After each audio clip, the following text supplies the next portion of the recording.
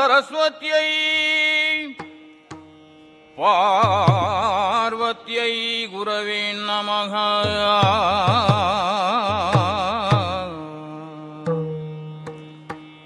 ದಕ್ಷಿಣಾಮೂರ್ತಿ ದೇವಾನಾಂ ಸಕಲ ಕಾರ್ಯ ವಿಜಯ ಭವ.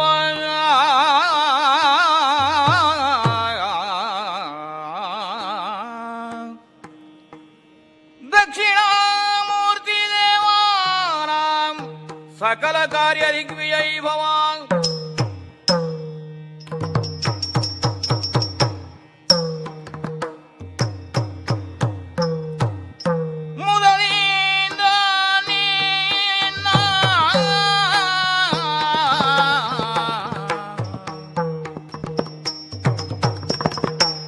ಮುದದಿಂದ ನಿನ್ನ ಕೊಂಡಾಡುವೇನು ಅನವರತ ಮದರೂರ ವಿಘ್ನೇಶ ದೇವ ಜಗದೀಶ ಗಿರಿಯಾತೆಯನು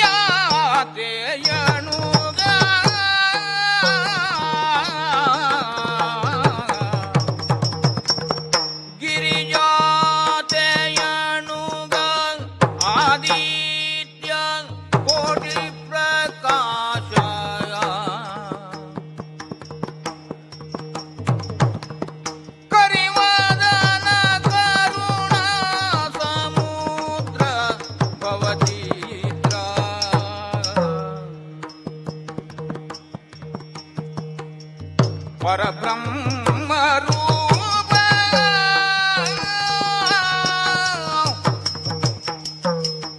ಪರಬ್ರಹ್ಮ ರೂಪ ವೇದಾಂತ ಸಾರ ಪ್ರೀತ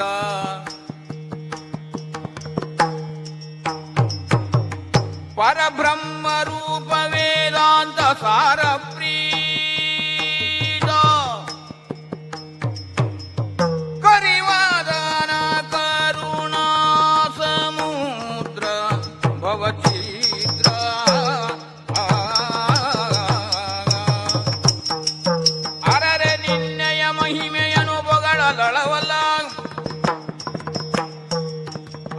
ನಿನ್ನಯ ಮಹಿಮೆಯನು ಪೊಗಳಲಳವಲ್ಲ.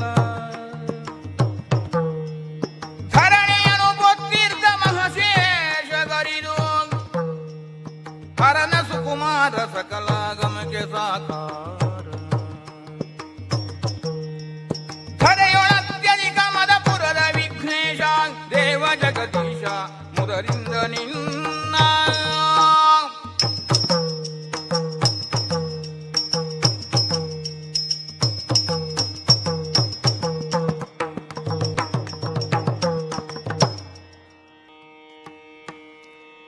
ಇನ್ನಿರಗೆ ತಲೆಬಾಗಿ ಪರಮಾನಂದ ಭಕ್ತಿಯೊಳ ಜನ ಧ್ಯಾನಿಸಿ ವಂದಿಸುವೆ ಶಾರದೆಗೆ ಶಕ್ರಾದ್ಯ ಮರರಿಂಗೆರಗಿ.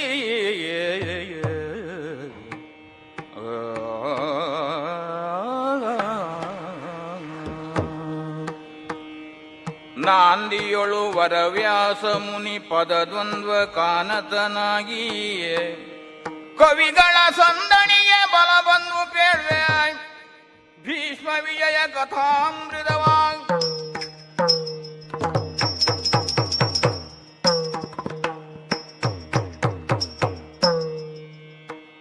ಕೇಳಿರೈ ಮುನಿವರರು ತೋಷವ ತಾಳಿರೈ ನಾ ಗೆಲುವೆ ಭೀಷ್ಮನ ಹೇಳಿ ಕಳುಹುವೆ ನೀಲ ಕುಂತಳೆಯಳನು ವರಿಪುದಗೆ.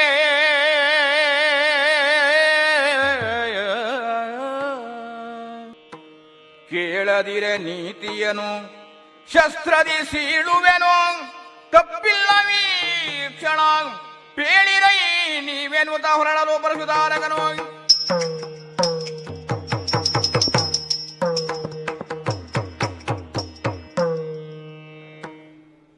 ಚೋದ್ಯವಲ್ಲವೇ ಇದು? ಏನು? ನೀವೆಲ್ಲ ಮೌನಿಗಳು, ಅತಿಯಾದಂತಹ ಆಸಕ್ತಿಯನ್ನು ಯಾವುದರಲ್ಲಿಯೂ ತೋರುವವರಲ್ಲ. ಹ್ಮ್ ಆದರೂ ಇವತ್ತು ನನ್ನ ಬರೋಣಕ್ಕೆ ಕಾದವರ ಹಾಗೆ ಬಹು ಸಂಖ್ಯೆಯಲ್ಲಿ ನಿರೀಕ್ಷಿಸಿ ಕುಳಿತಿದ್ದೀರಿ. ಅರ್ಥವಾಗ್ತದೆ, ಹೃದಯದ ಮಾತಲ್ಲ, ಬುದ್ಧಿಯ ಮಾತು. ನನ್ನ ಬರೋಣದಿಂದ ನಿಮಗಾದ ಹರ್ಷವೇನು, ಯಾವ ಕಾರಣವನ್ನಿಟ್ಟುಕೊಂಡು ನೀವು ನಿರೀಕ್ಷಿಸ್ತಾ ಇದ್ದೀರಿ, ಇದು ಅರ್ಥವಾಗ್ತದೆ.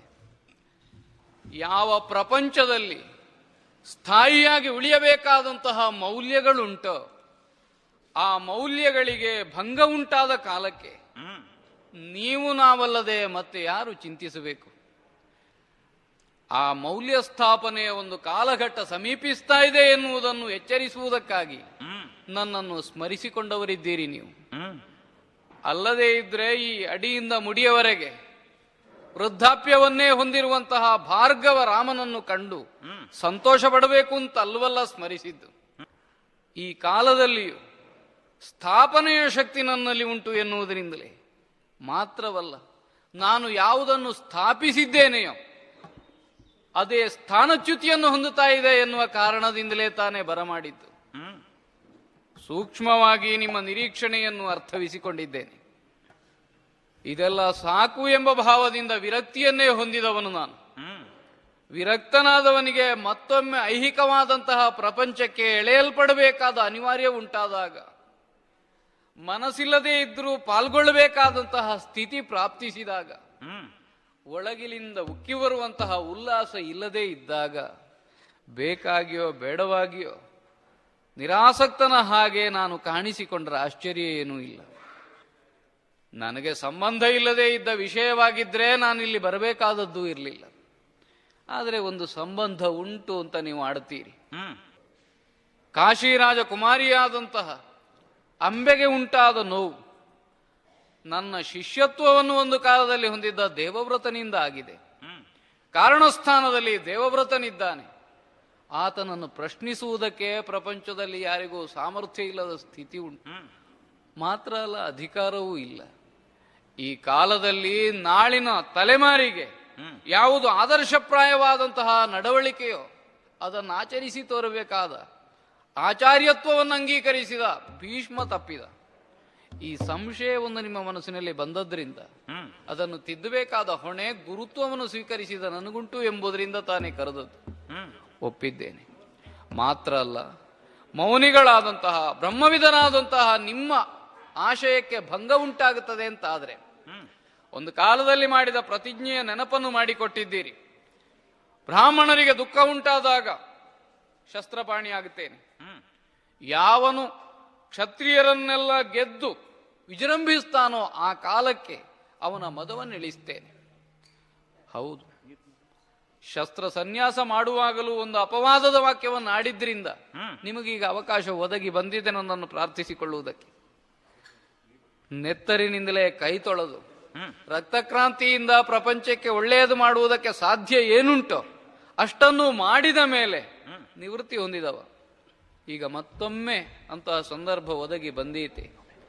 ಅಂತರಂಗ ಹೇಳ್ತದೆ, ಭೀಷ್ಮ ದುಷ್ಟನಲ್ಲ, ದುಷ್ಪ್ರವೃತ್ತಿ ಉಳ್ಳವನಲ್ಲ, ಅಧಾರ್ಮಿಕನಲ್ಲ. ಆದ್ರಿಂದಲೇ ಅವನಿಂದ ತಪ್ಪಾಗಿದೆ ಎನ್ನುವುದನ್ನು ನಾನು ಮನಗಾಣಿಸಿಕೊಟ್ಟೆ ಅಂತಾದ್ರೆ ಅದನ್ನು ತಿದ್ದಿಕೊಳ್ಳುವುದಕ್ಕೆ ಯಾವ ಪ್ರಾಯಶ್ಚಿತ್ತ ವಿಧಿಯುಂಟೋ ಅದನ್ನು ಅಂಗೀಕರಿಸ್ತಾನೆ. ಇಲ್ಲ, ಅಹಂಕಾರದಿಂದಲೇ ಸೆಟೆದು ನಿಲ್ಲುತ್ತಾನೆ ಅಂತ ಆದರೆ ಶಾಸ್ತ್ರಕ್ಕೆ ಮಣಿಯದೇ ಇದ್ರೆ ಶಸ್ತ್ರಕ್ಕಾದರೂ ಮಣಿಸ್ತೇನೆ. ಅಂಬೆಯನ್ನು ಅವಳ ಅನ್ಯಾಯವನ್ನು ತೊಡೆದು ಸುಖಿಯಾಗಿರಿಸುವಲ್ಲಿ ಭೀಷ್ಮ ತೊಡಗುವುದಿಲ್ಲ ಅಂತಾದ್ರೆ ಶಸ್ತ್ರದಲ್ಲಿ ಸೀಳುವೆನು. ಇದಕ್ಕೆ ನ್ಯೂನತೆ ಒದಗುವುದಕ್ಕಿಲ್ಲ, ನನ್ನ ಪ್ರತಿಜ್ಞಾಭಂಗವಾಗುವುದಕ್ಕಿಲ್ಲ. ಈ ಶಪಥ ವಾಕ್ಯವನ್ನು ನಿಮ್ಮೆದುರಾಡಿದ್ದೇನೆ. ತೋಷವ ತಾಳಿರೆ.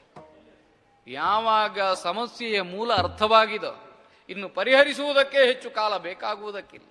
ಆದ್ದರಿಂದ ನನ್ನ ಮತ್ತು ಭೀಷ್ಮನ ಮುಖಾಮುಖಿಯನ್ನು ನಿರೀಕ್ಷಿಸುವ ಉತ್ಸಾಹದಿಂದ ಇರುವ ನಿಮಗೆ ದುಃಖ ಉಂಟಾಗುವುದು ಬೇಡ. ನೀವೆಲ್ಲ ನನ್ನ ಜೊತೆಗೆ ಬನ್ನಿ. ಭೀಷ್ಮನನ್ನು ವಿಚಾರಿಸುವುದಕ್ಕಾಗಿ ಕುರುಕ್ಷೇತ್ರವನ್ನೇ ಸೇರಿಕೊಳ್ಳೋಣ. ಒಂದರ್ಥದಲ್ಲಿ ಪರಮ ಪವಿತ್ರವಾದ ಕ್ಷೇತ್ರ ಇದು. ಸ್ಥಳ ಮೌಲ್ಯ ಉಂಟಿದಕ್ಕೆ. ಯಾವ ಕ್ಷತ್ರಿಯರಿಂದ ಬ್ರಾಹ್ಮಣ್ಯಕ್ಕೆ ಭಂಗ ಉಂಟಾಗಿತ್ತೋ ಅದನ್ನು ತೊಡೆದಂತಹ ದಿವ್ಯ ಕ್ಷೇತ್ರ ಈ ಕುರುಮಂಡಲ. ಈಗಲೂ ಅಷ್ಟೇ ತಾನೆ. ಬ್ರಾಹ್ಮಣರಾದಂತಹ ನಿಮ್ಮ ನೆಮ್ಮದಿಗೆ ಭಂಗ ಉಂಟಾಗಿದೆ ಎನ್ನುವ ಅನಿಸಿಕೆಯನ್ನು ಹೋಗಲಾಡಿಸಬೇಕು. ಅದಕ್ಕಾಗಿ ಕುರುಕ್ಷೇತ್ರದಲ್ಲೇ ನೆಲೆಯೂರಿದ್ದೇನೆ. ಅಕೃತವ್ರಣ ನನ್ನ ಆತ್ಮೀಯನಿದ್ದಾನೆ, ಅವನನ್ನುದ್ದೇಶಿಸಿ 2 ಮಾತುಗಳನ್ನು ಆಡಿದ್ದೇನೆ. ಹೋಗು, ನಿನ್ನ ಗುರುಗಳಾದಂತಹ ಭಾರ್ಗವರಾಮರು ಬಂದಿದ್ದಾರೆ, ಅಂಬಾ ಪ್ರಕರಣದ ನಿಮಿತ್ತವಾಗಿ ನಿನ್ನನ್ನು ವಿಚಾರಿಸುವುದಕ್ಕಿದ್ದಾರೆ, ಅವಳನ್ನು ಮದುವೆಯಾಗುವುದಕ್ಕೆ ಬಾಸಿಂಗವನ್ನು ಕಟ್ಟಿಕೊಂಡು ಬಾ. ಅಲ್ಲ, ವಿರೋಧ ಉಂಟು ಅಂತಾದರೆ ಶಸ್ತ್ರಪಾಣಿಯಾಗಿ ಬಾ. ಈ ಧ್ವನಿ ಭೀಷ್ಮನಿಗೆ ಅರ್ಥವಾಗಬೇಕು, ಪ್ರಜ್ಞೆಗಲ್ಲ ಹೃದಯಕ್ಕೆ ಹೋಗಬೇಕು. ಅಷ್ಟಾಯಿತು ಅಂತಾದರೆ ಅವನು ಯಾವುದಕ್ಕೆ ಸಿದ್ಧನಾಗಿ ಬರ್ತಾನೋ ಆ ನಿರೀಕ್ಷೆಯಿಂದ ಅವನ ಆಗಮನವನ್ನೇ ಕಾಯುತ್ತೇನೆ.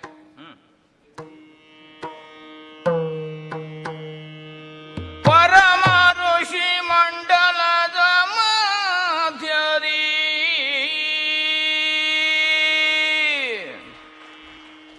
ಪರಮ ಋಷಿ ಮಂಡಲದ ಮಧ್ಯದಿ ಮೆರೆವ ಯಜ್ಞೇಶ್ವರನ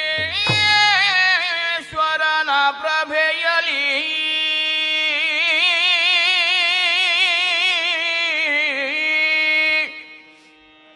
ವರಜಠಾ ಮಂಡಲದಿ ಶೋಭಿಪ ಭಾರ್ಗವೇಶ್ವರನ ಪರಿಕಿಸುತ್ತಲಭಿನಮಿಸಿ ಭೀಷ್ಮನು ಚರಣ ಪ್ರಕ್ಷಾಲನವ ಗೈಯುತ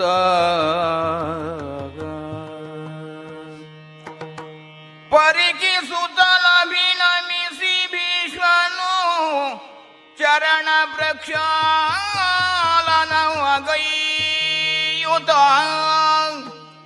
ಶಿರದಿ ತೀರ್ಥವ ಧರಿಸಿ ಮಧುಪರ್ಕಾದಿಗಳನ್ನಿತ್ತೋ ಶಿರದಿ ತೀರ್ಥವ ಧರಿಸಿ ಮಧುಪರ್ಕಾದಿಗಳನ್ನಿತ್ತೋ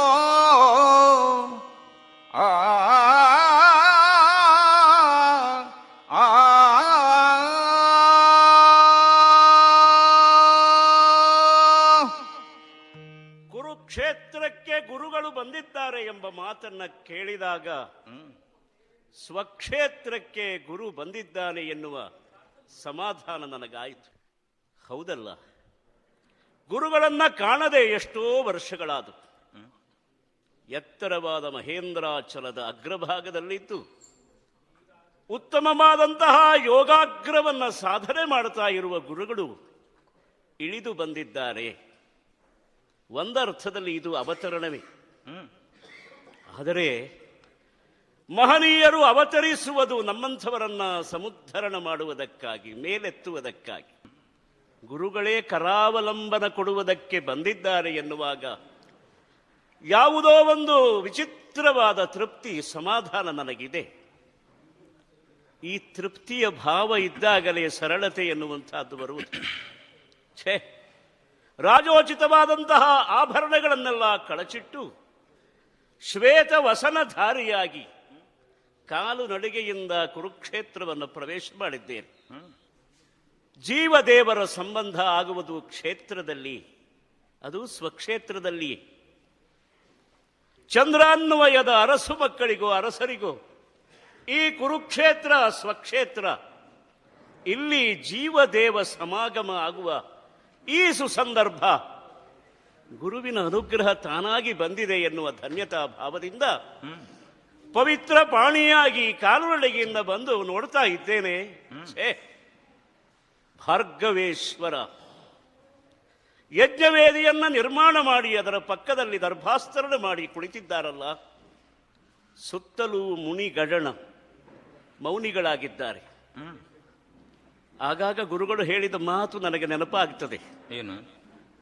ಮೌನ ನಿಜವಾಗಿ ಮುನಿಯ ಭಾವ, ಅದು ಮೂಕ ಭಾವ ಅಲ್ಲ ಅಂತ ಅವರು ಹೇಳ್ತಿದ್ರು. ಮೂಕ ಭಾವದಲ್ಲಿಯೂ ಒಂದು ಮೌನ ಇದೆ. ಆ ಮೌನ ಕೇವಲ ನಿಶ್ಶಬ್ದ ಅದು. ಆದರೆ ಮುನಿಭಾವದಲ್ಲಿರುವ ಮೌನ ಮಂತ್ರಗಳು ಹುಟ್ಟುವ ಪೂರ್ವ ಸಿದ್ಧತೆ, ಅದು ಮೌನ. ಮುನೇರ್ಭಾವ ಮೌನಂ. ಮಂತ್ರಮೂರ್ತಿಗಳಾದ ನಮ್ಮ ಗುರುಗಳು ಪದ್ಮಾಸನದಲ್ಲಿ ಕುಳಿತು ಮಂತ್ರಗಳ ಅನುಸಂಧಾನದಲ್ಲಿ, ಮಂತ್ರಗಳ ದರ್ಶನದಲ್ಲಿ, ಮಂತ್ರಗಳನ್ನು ಈ ಪ್ರಪಂಚಕ್ಕೆ ಕೊಡುವಂತಹ ಸಿದ್ಧತೆಯಲ್ಲಿದ್ದಾರೆ ಎನ್ನುವಾಗ ಸಾಕ್ಷಾತ್ ನಮ್ಮ ಗುರುಗಳೇ ಉರಿಯುತ್ತಿರುವ ಯಜ್ಞಾಗ್ನಿ ಅಂತ ನಾನು ಭಾವಿಸ್ತೇನೆ.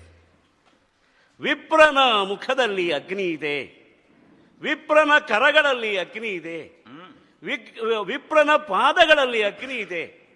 ಪಂಚಾಗ್ನಿ ಅವನಲ್ಲಿಯೇ ಸನ್ನಿಹಿತವಾಗಿರುತ್ತದೆ. ಬ್ರಾಹ್ಮಣರ ಭಾಗ್ಯ ಅದು. ವಿಪ್ರೋತ್ತಮರು ನಮ್ಮ ಗುರುಗಳು ಪಂಚಾಗ್ನಿಯನ್ನು ತನ್ನೊಳಗಿಟ್ಟುಕೊಂಡು ತ್ರೇತಾಗ್ನಿಯನ್ನು ಹೊರಗಿಟ್ಟು ಉರಿಯುತ್ತಿರುವ ಯಜ್ಞೇಶ್ವರ ತಾನಾಗಿದ್ದಾರೆ. ಉರಿಯುತ್ತಿರುವ ಯಜ್ಞೇಶ್ವರನಿಗೆ ತಾನು ಸಾಕ್ಷಿಯಾಗಿ, ತನಗೆ ಯಜ್ಞೇಶ್ವರನನ್ನೇ ಸಾಕ್ಷಿಯಾಗಿ ಇಟ್ಟುಕೊಂಡಿದ್ದಾರೆ. ಈ ಯಜ್ಞ ಮತ್ತು ಅಗ್ನಿ ಇವೆರಡನ್ನು ಸಾಧಿಸುವುದಕ್ಕೆ ಸೇತುವಾದದ್ದು ಪವಿತ್ರವಾದ ದರ್ಭೆಗಳು. ದರ್ಭಾಸ್ತರಣ ಮಾಡಿದ್ದಾರಲ್ಲ, ಪಕ್ಕದಲ್ಲಿ ಗುರುಗಳು ಕೊಡಲಿಯನ್ನು ಇಟ್ಟಿದ್ದಾರೆ. ಭೀಷ್ಮನಿಗೆ ಇರುವ ಆಯ್ಕೆ ಎರಡೇ. ಒಂದು ಕೊಡಲಿ. ಗುರುಗಳೇ ಏನು ಕೊಡಲಿ ಅಂತ ಕೇಳಿದರೆ ಗುರುಗಳಲ್ಲಿರುವುದು ಕೊಡಲಿಯೇ. ಪಕ್ಕದಲ್ಲಿ ಅಗ್ನಿ. ಅಗ್ನಿಯಾಧಾನಕ್ಕೆ ಭೀಷ್ಮ ಸಿದ್ಧ ಆಗುತ್ತಾನೋ ಅಥವಾ ಕೊಡಲಿಗೆ ಉತ್ತರಿಸ್ತಾನೋ? ಅಕೃತವರ್ಣನಲ್ಲಿ ಕೊಟ್ಟ ಸೂಚನೆಯೂ ಇದೇ ಆಗಿತ್ತು. ಅದನ್ನು ಗ್ರಹಿಸಿದಂತಹ ನಾನು ಕೊಡಲಿಗೆ ಪ್ರದಕ್ಷಿಣೆ ಬರ್ತಾ ಗುರುವನ್ನು ಪ್ರದಕ್ಷಿಣೆ ಮಾಡಿ ಗುರುವಿನ ಪವಿತ್ರವಾದ ಪಾದ ಪಂಕಜಗಳಲ್ಲಿ ನನ್ನ ಶಿರಸ್ಸನ್ನು ಚಾಚ್ತಾ ಇದ್ದೇನೆ. ಅರ್ಘ್ಯ ಪಾದ್ಯಾದಿಗಳನ್ನಿತ್ತು ಗುರವೇ ನಮಃ ಅಂತ ಹೇಳಿ ಕೈ ಮುಗಿದು ನಿಂತಿರ್ತೇನೆ. ಪರಶುಧರನ ಕ್ಷಣದಿ ಶಿಷ್ಯನ ಪರಮ ಭಕ್ತಿಗೆ ಮೆಚ್ಚಿ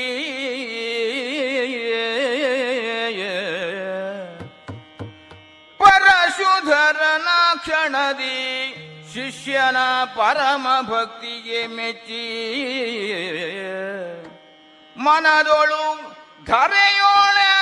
ಧರೆಯೊಳಿವ ಎಣೆಯುಂಟೆ ಎನ್ನುತ್ತಲಾಗ ಪೇಳಿದನು.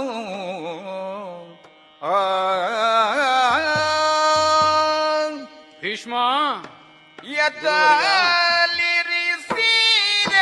ಭೀಷ್ಮ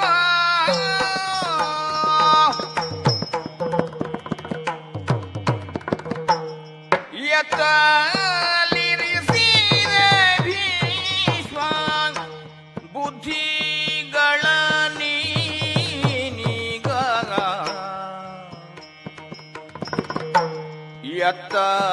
ಎತ್ತಲಿರಿಸಿದೆ ಭೀಷ್ಮ ಬುದ್ಧಿಗಳ ನೀಗ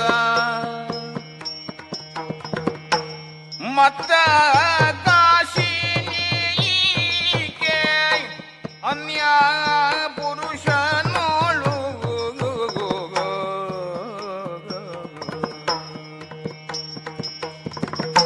ಮತ್ತ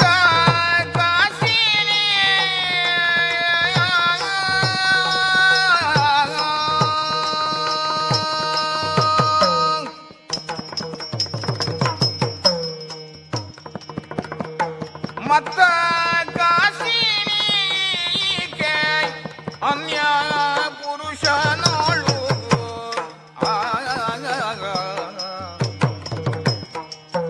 ಚಿತ್ತವಿಟ್ಟಳ ತಂದು ತೊರೆದ ಕಾರಣವೇನು? ಚಿತ್ತವಿಟ್ಟಳ ತಂದು ತೊರೆದ ಕಾರಣ ಏನು? ಮತ್ತಿವಳ ನೀ ಬಿಟ್ಟರ್ಯಾರು ಒಲಿಸುವರು? ಚಿತ್ತವಿಟ್ಟಳ ತಂದು ತೊರೆದ ಕಾರಣವೇನು?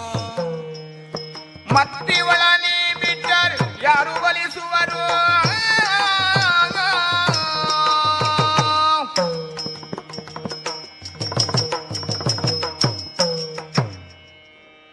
ಮಗು, ಗುರುದೇವ, ಎತ್ತರವಾದ ಮಹೇಂದ್ರಾಚಲದ ವಿಸ್ತಾರದಲ್ಲಿ ಭೂಮವನ್ನೇ ಕಲ್ಪಿಸಿಕೊಳ್ಳುತ್ತಾ ಧ್ಯಾನಮಗ್ನನಾಗಿದ್ದವನು ನಾನು.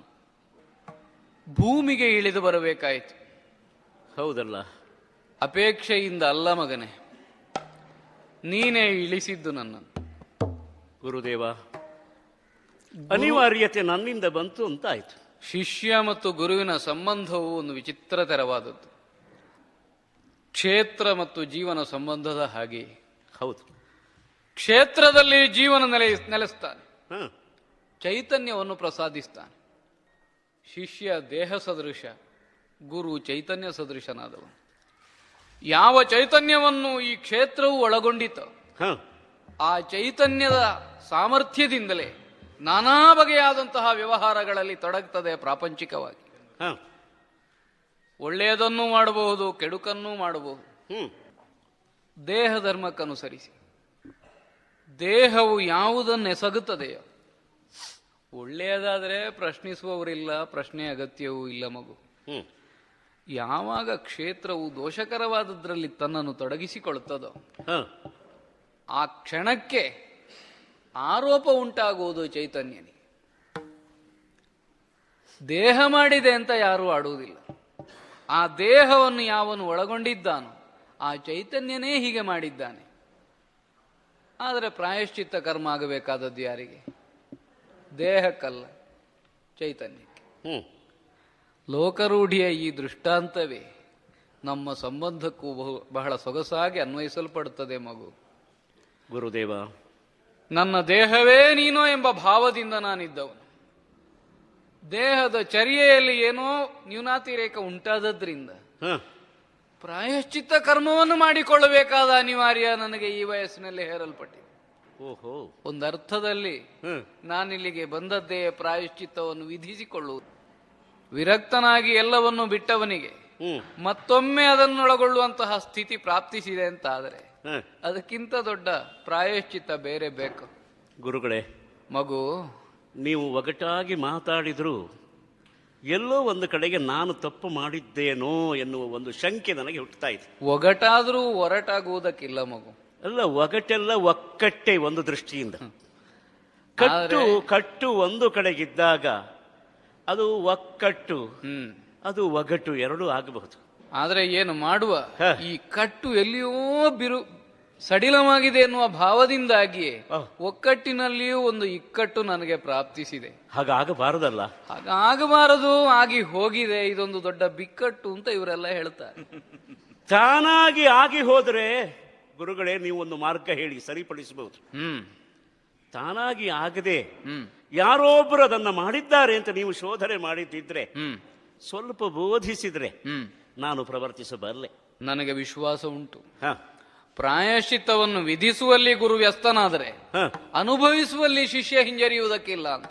ಹೌದು. ಆದ್ರೆ ಏನು ಮಾಡೋಣ ಮಗು, ದೇವವ್ರತನಾಗಿದ್ದ ಕಾಲಕ್ಕೆ ನಾನು ನಿನಗೆ ಬೋಧಿಸ್ತಾ ಇದ್ದವ. ಹೌದು. ಈಗ ಭೀಷ್ಮ ನೆನೆಸಿದ್ದಿ.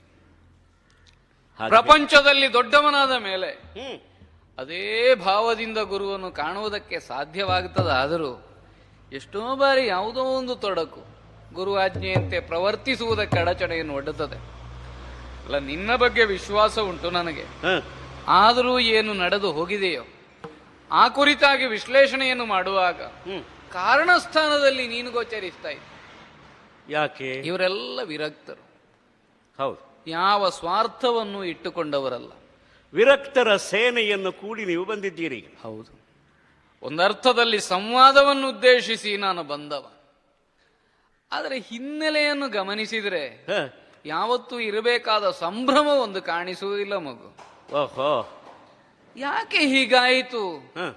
ಇವರ ಹೇಳಿಕೆಯನ್ನೇ ಅವಲೋಕಿಸಿದರೆ ಕಾರಣ ನೀನು ಸೃಷ್ಟಿ ಮಾಡಿದ್ದಿ. ಅದೋ ಅಲ್ಲಿ ನೋಡು, ಕಣ್ಣೀರುಗರೆಯುತ್ತ ಅನಾಥೆಯಂತೆ ನಿಂತಿರುವಂತಹ ರಾಜಕನ್ನಿಕೆಯನ್ನು ನೋಡಿದಾಗ ಕೆಲವು ದಿನಗಳ ಹಿಂದೆ ನೀನು ಯಾವುದರಲ್ಲಿ ತೊಡಗಿದ್ದೀಯೋ ಆ ಸ್ಮರಣೆಯಾದರೂ ನಿನಗೆ ಬರಬೇಕು. ನೀವೆಲ್ಲ ರಾಜಕಾರಣಿಗಳು, ಬಿಡುವೆಂಬುದು ನಿಮಗಿಲ್ಲ. ಗುರುದರ್ಶನಕ್ಕೆ ನಾವು ಹೇಳಿ ಕಳುಹಿಸಬೇಕಾದ ಅನಿವಾರ್ಯತೆ ಇರುವಾಗ ಇನ್ನು ಇಂತಹ ಜನತಾ ದರ್ಶನಕ್ಕಾದರೂ ಅವಕಾಶ ಬಂದೀತೋ ಹೇಳು. ಮಗು, ನಾನು ಬೇರಾವುದನ್ನೂ ಪ್ರಶ್ನಿಸುವುದಲ್ಲ. ಈ ಹೆಣ್ಣಿನ ಕಣ್ಣೀರಿಗೆ ನೀನು ಕಾರಣಕರ್ತನಾಗಿದ್ದಿ ಅಂತ ನನಗೆ ದೂರು ಬಂದಿದೆ. ಓಹೋ, ನನ್ನ ಸ್ಥಾನ ಗುರುತ್ವವುಳ್ಳದ್ದಾದ್ರಿಂದ ನಿನ್ನನ್ನು ವಿಚಾರಿಸುವಲ್ಲಿ ನಾನೇ ಸಮರ್ಥನೆಂದು ಇವರು ತಿಳಿದಿರುವುದರಿಂದ ಇಲ್ಲಿಗೆ ನಾನು ಬರಬೇಕಾಗಿ ಬಂತು. ಗುರುದೇವ, ಮಗು, ನಿಮ್ಮಂಥವರೇ ವಿಚಾರಣೆಗೆ ಬಂದರೆ ಹ್ಮ್, ಅಲ್ಲಿ ವಿಚಾರ ಇರ್ತದೆ ಅಂತ ನಾನು ನಂಬಿದ್ದೇನೆ. ವಿಚಾರವೇ ಇಲ್ಲದೆ ಇದ್ರೆ ವಿಚಾರಣೆಯು ಸುಸೂತ್ರವಾಗುವುದಕ್ಕಿಲ್ವಲ್ಲ. ವಿಚಾರಣೆ ಎಂಬ ಕಾರ್ಯವೇ ವಿಚಾರಕ್ಕಾಗಿ, ಹೌದು, ನಿರ್ಣಯಕ್ಕಾಗಿ. ಹೌದು, ಉಳಿದವರೆಲ್ಲ ವಿಚಾರಕ್ಕೋ ವಿಚಾರಣೆಗೋ ತೊಡಗಿದರೆ ಸಂದೇಹ ಮಾತ್ರ ಉಳಿದೀತು, ಹೌದು. ನಿಶ್ಚಯ ಬರಲಿಕ್ಕೆ ಸಾಧ್ಯ ಇಲ್ಲ. ವಿಚಾರದ ಸ್ಥಾನದಲ್ಲಿ ವಿಕಾರ ಬಂದು ಹೋದೀತು. ಮಾನನಿಧಿಗಳಾದಂತಹ ನೀವು ಹ್ಮ್, ಪ್ರಮಾಣ ಪದ್ಧತಿಯಲ್ಲಿಯೇ ಮುಂದುವರಿಯುವ ಮಾರ್ಗದರ್ಶನ ನೀಡುವ ಮಹನೀಯರಾದ ನೀವು ಹ್ಮ್, ವಿಚಾರಣೆಗೆ ತೊಡಗಿದರೆ ಬಹಳ ಆನಂದ ಆಗ್ತದೆ, ಇಲ್ಲ ಅಂತಲ್ಲ. ನನ್ನನ್ನು ಅಂಗೀಕರಿಸಿದ್ದಿ ನ್ಯಾಯಪೀಠದಲ್ಲಿ. ಹೌದು. ಆದ್ರಿಂದಲೇ ನ್ಯಾಯ ಯಾವುದು, ಎಲ್ಲಿ ಇದೆ, ಆ ಸೂಕ್ಷ್ಮ ಏನು, ಅದನ್ನು ತಿಳಿಯುವ ಆಸಕ್ತಿ ನನಗುಂಟು. ನಿನ್ನನ್ನು ಆರೋಪಿಯಾಗಿ ಇವರೆಲ್ಲ ಕಂಡಿದ್ದಾರೆ, ಹಾಗೆ ಅಂತ ಅಪರಾಧಿ ಅಂತ ಘೋಷಣೆ ಆಗಲಿಲ್ಲ ಮಗು. ಮಾಡಬೇಕೋ ಬೇಡವೋ ಈ ಜಿಜ್ಞಾಸೆಗೆ ಉತ್ತರ ನಮ್ಮ ಸಂವಾದದಿಂದಲೇ ಹೊಮ್ಮಬೇಕು. ಕಾಶಿರಾಜ ಕನ್ನಿಕೆಯರು ಮೂವರಿಗೆ ಸ್ವಯಂವರವೆಂದು ನಿರ್ಣಯವಾಯಿತಂತೆ. ಆಹ್ವಾನ ಇಲ್ಲದೇ ಇದ್ದ ಕಾಲದಲ್ಲಿಯೂ ನೀನು ಕಾಶಿರಾಜ್ಯನ ಸ್ವಯಂವರ ಮಂಟಪವನ್ನು ಪ್ರವೇಶ ಮಾಡಿದೆಯಂತೆ.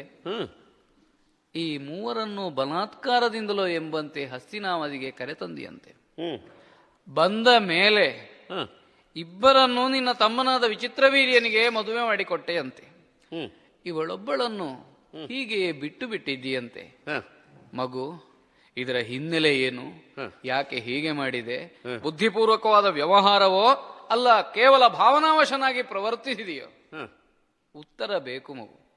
ಆಚಾರ್ಯ, ಈ ಹೊತ್ತು ಅನಾಥೆಯಾದ ಅವಳಿಗೆ ಆಶ್ರಯ ಸ್ಥಾನವೊಂದನ್ನು ಕಲ್ಪಿಸುವಲ್ಲಿ ನಿನ್ನ ಹೇಳಿಕೆಯೇ ನನಗೆ ಆಧಾರಭೂತವಾಗುತ್ತದೆ. ಗುರುದೇವ, ಮಗು, ಗುರುವರ್ಯ ಕೇಳಿಕೆ ಸಾಲ್ವನೋ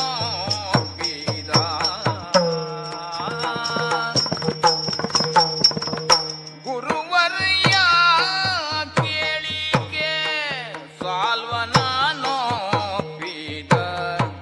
ಸಾಲ್ವನೊಪ್ಪಿದ ವರಿಯನು ತಿಳಿಯದೆ ನಾನು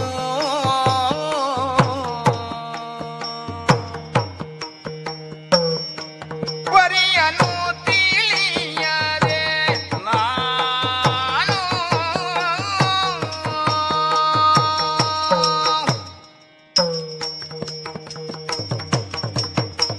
ಕರೆ ತಂದೆ ಸಕಲರ ಗೆಲಿದೆನ್ನ ತಮ್ಮಗೆ ನಾ ಕರೆ ತಂದೆ ಸಕಲರ ಗೆಲಿದೆನ್ನ ತಮ್ಮಗೆ ಪರಿಣಯವನು ಮಾಡ್ಬೇನೆನುತ್ತಾ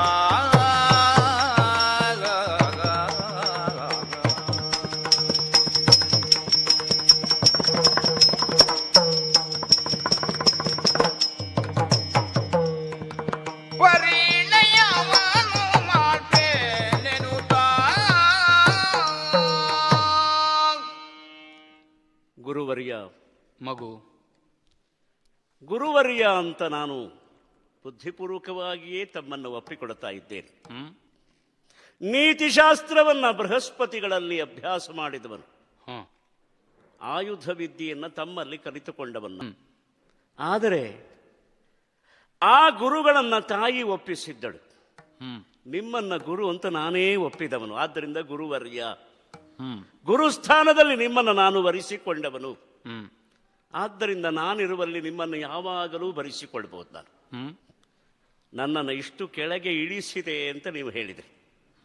ಹೌದಲ್ಲ? ಬೇರು ಬಹಳ ಮೇಲಕ್ಕೆ ಬಂದರೆ ಅದನ್ನ ಕೆಳಗಿಳಿಸುವುದಕ್ಕೆ ಒಬ್ಬ ವ್ಯವಸಾಯಗಾರ ಪ್ರಯತ್ನ ಮಾಡಬೇಕಾಗ್ತದೆ. ಹೌದಪ್ಪ. ನನ್ನ ಬದುಕಿನ ಬೇರು ನೀವು. ನನ್ನ ಬದುಕಿಗೆ ನೀವು ಬೇರಲ್ಲ, ನನ್ನ ಬದುಕಿಗೆ ನೀವು ಬೇರು. ಆದ್ದರಿಂದ ಈ ಬೇರನ್ನ ಆಳಕ್ಕೆ ತಳಕ್ಕೆ ಇಳಿಸಿಕೊಳ್ಳಬೇಕಾದ ಅಗತ್ಯ ಬದುಕುವ ಮರಕ್ಕೆ ಇದ್ದೇ ಇರ್ತದಲ್ಲ. ಬೇರು ಯಾವಾಗ ಮೇಲೆ ಬರ್ತದೆ ಹೇಳು? ಆಳಕ್ಕಿಳಿದಾಗ ಏನು ಲಭಿಸದೇ ಇದ್ದಾಗ ಹೌದು, ಮೇಲಕ್ಕಾದರೂ ಚಾಚಿಕೊಳ್ಳುತ್ತದೆ ಮಗು. ಆದ್ದರಿಂದ ಗುರುವರ್ಯ, ನನ್ನ ಬದುಕಿನ ಬೇರಾದ ನಿಮ್ಮನ್ನ ನಾನು ಇಲ್ಲಿಯವರೆಗೆ ಇಳಿಸಿಕೊಳ್ಳುವ ಹಾಗಾಯಿತು.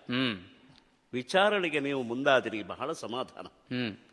ಶಿಷ್ಯನ ಅಂತರಂಗ ಏನು, ಶಿಷ್ಯನ ನಡವಳಿಕೆ ಏನು, ಇವನ ಪ್ರವೃತ್ತಿ ನಿವೃತ್ತಿಗಳು ಹೇಗಿರಬೇಕು, ಹೇಗಿವೆ, ಇದನ್ನ ಪರೀಕ್ಷಿಸುವ ಯೋಗ್ಯತೆ ಮತ್ತು ಅವಕಾಶ ಎರಡೂ ಗುರುಗಳಾದ ತಮಗೇ ಇದೆ.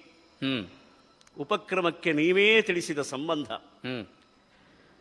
ದೇಹ ಮತ್ತು ಜೀವರ ಸಂಬಂಧದಂತೆ ಗುರು ಶಿಷ್ಯ ಸಂಬಂಧ, ಕ್ಷೇತ್ರ ಮತ್ತು ಕ್ಷೇತ್ರಜ್ಞರ ಸಂಬಂಧಕ್ಕೆ ಪ್ರಾರಬ್ಧ ಕಾರಣ ಇರಬಹುದು. ಆದರೆ ಗುರುದೇವ, ಈ ಕ್ಷೇತ್ರದಲ್ಲಿರುವ ದೇಹಿಯ ಸೌಭಾಗ್ಯಕ್ಕೆ ಒದಗಿ ಬರುವ ಗುರು ಅದು ಪ್ರಾರಬ್ಧದಿಂದ ಪ್ರಾಪ್ತ ಆಗುವುದಿಲ್ಲ, ಭಾಗ್ಯದಿಂದ ಪ್ರಾಪ್ತ ಆಗ್ತಾರೆ.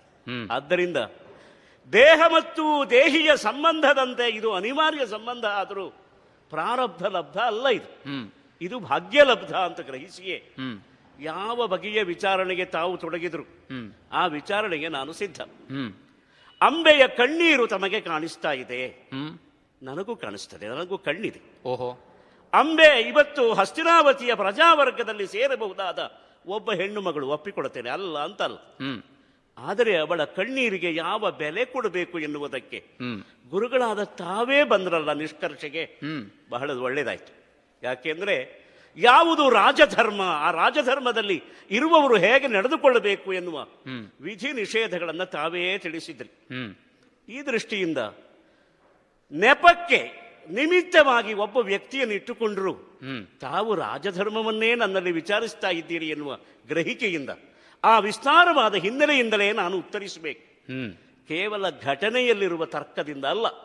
ಅಷ್ಟಕ್ಕಾದರೆ ಇದು ಇಷ್ಟು ದೊಡ್ಡ ವಿಷಯವೇ ಅಲ್ಲ. ಎಲ್ಲಿಯ ಮಹೇಂದ್ರಾಚಲ, ಎಲ್ಲಿಯ ಕುರುಕ್ಷೇತ್ರ, ಎಲ್ಲಿಯ ಹಸ್ತಿನಾವತಿ, ಎಲ್ಲಿಯ ಭೀಷ್ಮ, ಎಲ್ಲಿಯ ಭಾರ್ಗವರಾಮರು, ಇವರೆಲ್ಲ ಒಂದು ಕಡೆಗೆ ಸೇರಿ ಕಾಲ ಧರ್ಮ ಸಂಬಂಧ ಏರ್ಪಟ್ಟು ಒಂದು ವಿಚಾರ ನಡೀತದೆ ಎನ್ನುವಾಗ ಒಂದು ರಾಜಧರ್ಮ ವಿಚಾರ ಆಗಬೇಕು, ಇಲ್ಲದೆ ಇದ್ರೆ ಪ್ರಜಾಧರ್ಮ ವಿಚಾರ ಆಗಬೇಕು. ಈ ಒಂದು ಗಾಂಭೀರ್ಯ ಇದಕ್ಕಿದೆ ಎನ್ನುವ ಕಾರಣಕ್ಕಾಗಿಯೇ ಗುರುವಿನಲ್ಲಿ ಸಂವಾದಕ್ಕೆ ನಾನು ಎಡಿಸ್ತಾ ಇದ್ದೇನೆ. ಗುರುಗಳೇ, ತಾವು ಅಪ್ಪಣೆ ಕೊಡಿಸಿದ್ರಿ, ಎಂದಿನ ಸಂಭ್ರಮ ಇಲ್ಲ ಅಂತ. ಸಂಭ್ರಮ ಇಲ್ಲದೆ ಇದ್ರೂ ತೊಂದರೆ ಇಲ್ಲ, ಭ್ರಮ ಮಾತ್ರ ಇರಬಾರ್ದಲ್ಲ, ಅದು ಇರಕೂಡದು. ಆದ್ರಿಂದ ನಮ್ಮಲ್ಲಿ ಭ್ರಮ ಇಲ್ಲದೆ ಸೌಂದರ್ಯ ಮಾತ್ರ ಕೂಡಿ ಬರುವ ಅನುಗ್ರಹ ನೀವು ಮಾಡಬೇಕು. ಅಂಬೆಯ ಕಥೆ ತಮಗೆ ಬಹಳ ವ್ಯಥೆಯನ್ನು ಕೊಟ್ಟಿದೆ. ಆ ದೃಷ್ಟಿಯಿಂದಲೇ ನೀವು ಕೆಲವು ಶಬ್ದ ಪ್ರಯೋಗ ಮಾಡಿದ್ದೀರಿ ಗುರುಗಳೇ, ನಾನು ಗ್ರಹಿಸ್ತಾ ಇದ್ದೇನೆ. ಆಮಂತ್ರಣ ಇಲ್ಲದೆ ಕಾಶಿ ರಾಜ್ಯಕ್ಕೆ ಹೋಗಿ ಕಾಶಿರಾಜನ ಸ್ವಯಂವರ ಮಂಟಪದಲ್ಲಿ ನಿಂತು ಅಲ್ಲಿರುವಂತಹ ಹೆಣ್ಣು ಮಕ್ಕಳನ್ನು ಬಲಾತ್ಕಾರದಿಂದಲೋ ಎಂಬಂತೆ ಆಕ್ಷೇಪ ಮಾಡುವಾಗಲೂ ನನ್ನನ್ನು ಬದುಕಿಸಿಯೇ ನೀವು ಮಾಡಿದ್ದೀರಿ. ಹೌದಾ? ವಿವಾಹ ವೇದಿಕೆಗೆ ಆಮಂತ್ರಣ ಇದ್ದೇ ಹೋಗಬೇಕು ಎನ್ನುವ ನಿಯಮ ಇಲ್ಲ. ಆದ್ದರಿಂದ ಆಮಂತ್ರಣ ಇಲ್ಲದೆ ಹೋಗಿ ನೀವು ಸಿದ್ಧಪಡಿಸಿ ಹೇಳಿತು. ನಾನು ಹೋದದ್ದು ತಪ್ಪು ಅಂತ ನೀವು ಹೇಳಲೇ ಇಲ್ಲ.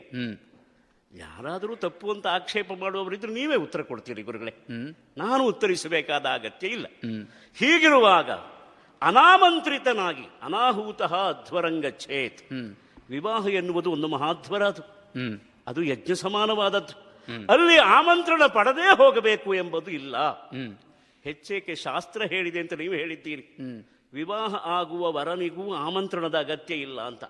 ವರಾನ್ನು ಪ್ರಹಿಣೋತಿ, ಅವನೇ 4 ಜನ ಸರಿಯಾದಂತಹ ಸುತೀರ್ಥ್ಯರನ್ನ ಕಳಿಸಬೇಕಂತೆ, ಬ್ರಹ್ಮಚಾರಿಗಳನ್ನ ವಧು ಪರೀಕ್ಷೆಗೆ. ಆದ್ದರಿಂದ ವರನಿಗೆ ಆಮಂತ್ರಣ ಕೊಡುವ ಅಗತ್ಯ ಇಲ್ಲ ಎನ್ನುವುದನ್ನು ಶಾಸ್ತ್ರ ಹೇಳುವಾಗ ವರನ ಪ್ರತಿನಿಧಿಯಾಗಿ ವರನಲ್ಲದೆ ಹೋಗುವವನಿಗೆ ಆಮಂತ್ರಣ ಬೇಕು ಅಂತ ಶಾಸ್ತ್ರ ಹೇಳೋದಿಲ್ಲ.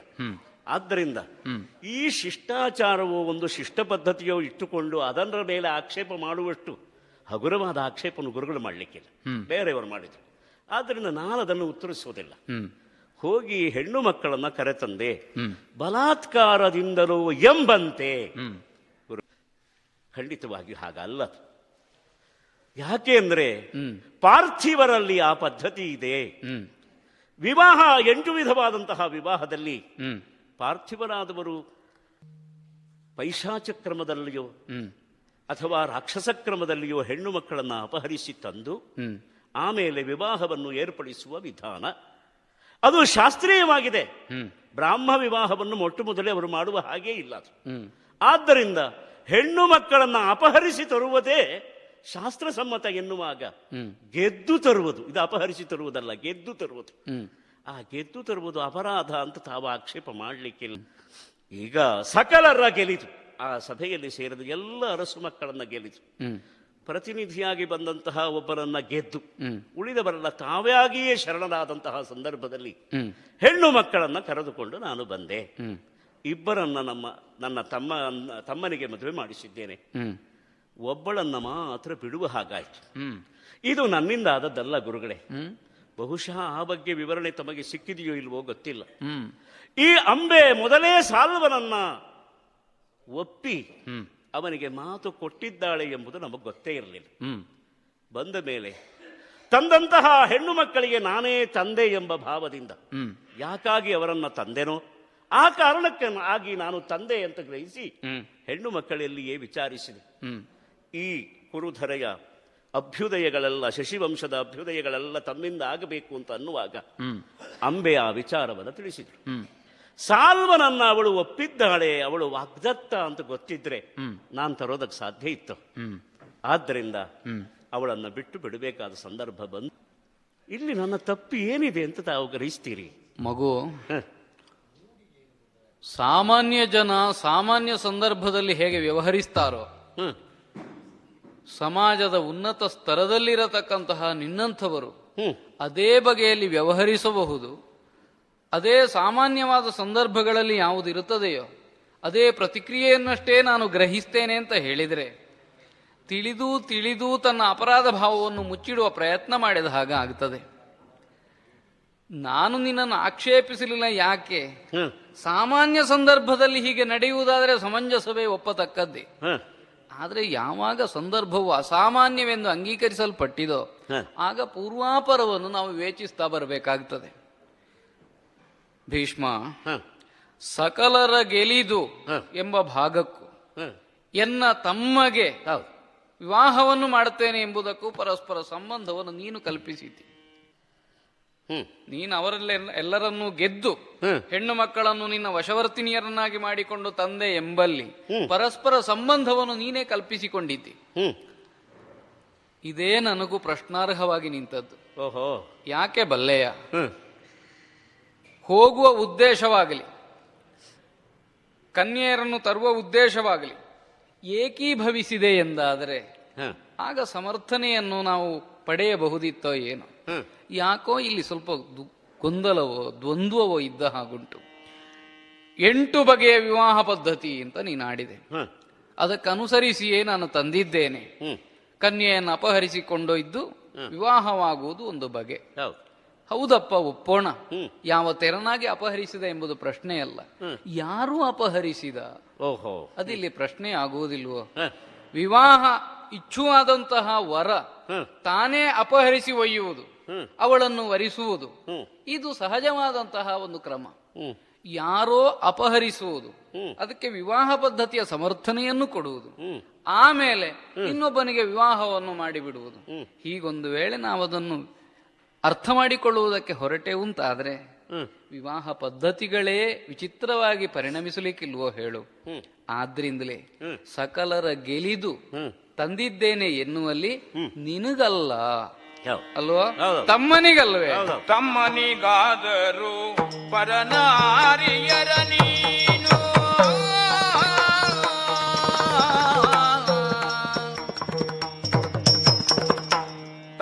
ತಮ್ಮನಿಗಾದರೂ ಪರನಾರಿಯರ ನೀನು ಹೆಮ್ಮೆಯೋಳ್ ಕರವಿಡಿದು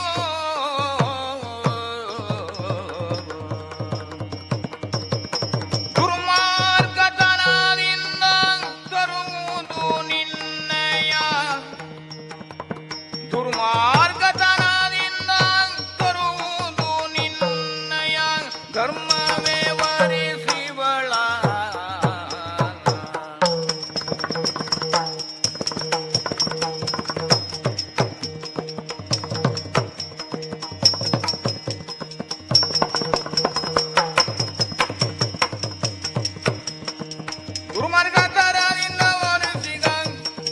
ದುರ್ಮಾರ್ಗತನದಿಂದ ತರುವುದು ನಿನ್ನಯ ಧರ್ಮವೇ ಒಲಿಸಿವಳ.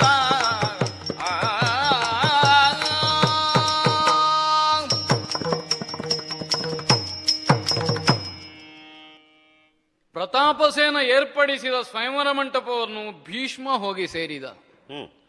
ಬೇರೆ ಯಾರೇ ಹೋಗಲಿ ಏನೇ ಮಾಡಲಿ. ಹ್ಮ್ ಆಗ ಸಾಧಾರಣವಾದಂತಹ ನಿರೀಕ್ಷೆ ಹೇಗಿತ್ತೋ ಹ್ಮ್ ಅದಕ್ಕೆ ವ್ಯತಿರಿಕ್ತವಾದದ್ದಿರಲಿ, ಅನುಕೂಲಿಸಿದ್ದೇ ಇರಲಿ, ಹ. ಪರಶುರಾಮ ಅದನ್ನು ಪ್ರಶ್ನಿಸಬೇಕಾದ ಅನಿವಾರ್ಯ ಇರಲಿಲ್ಲ.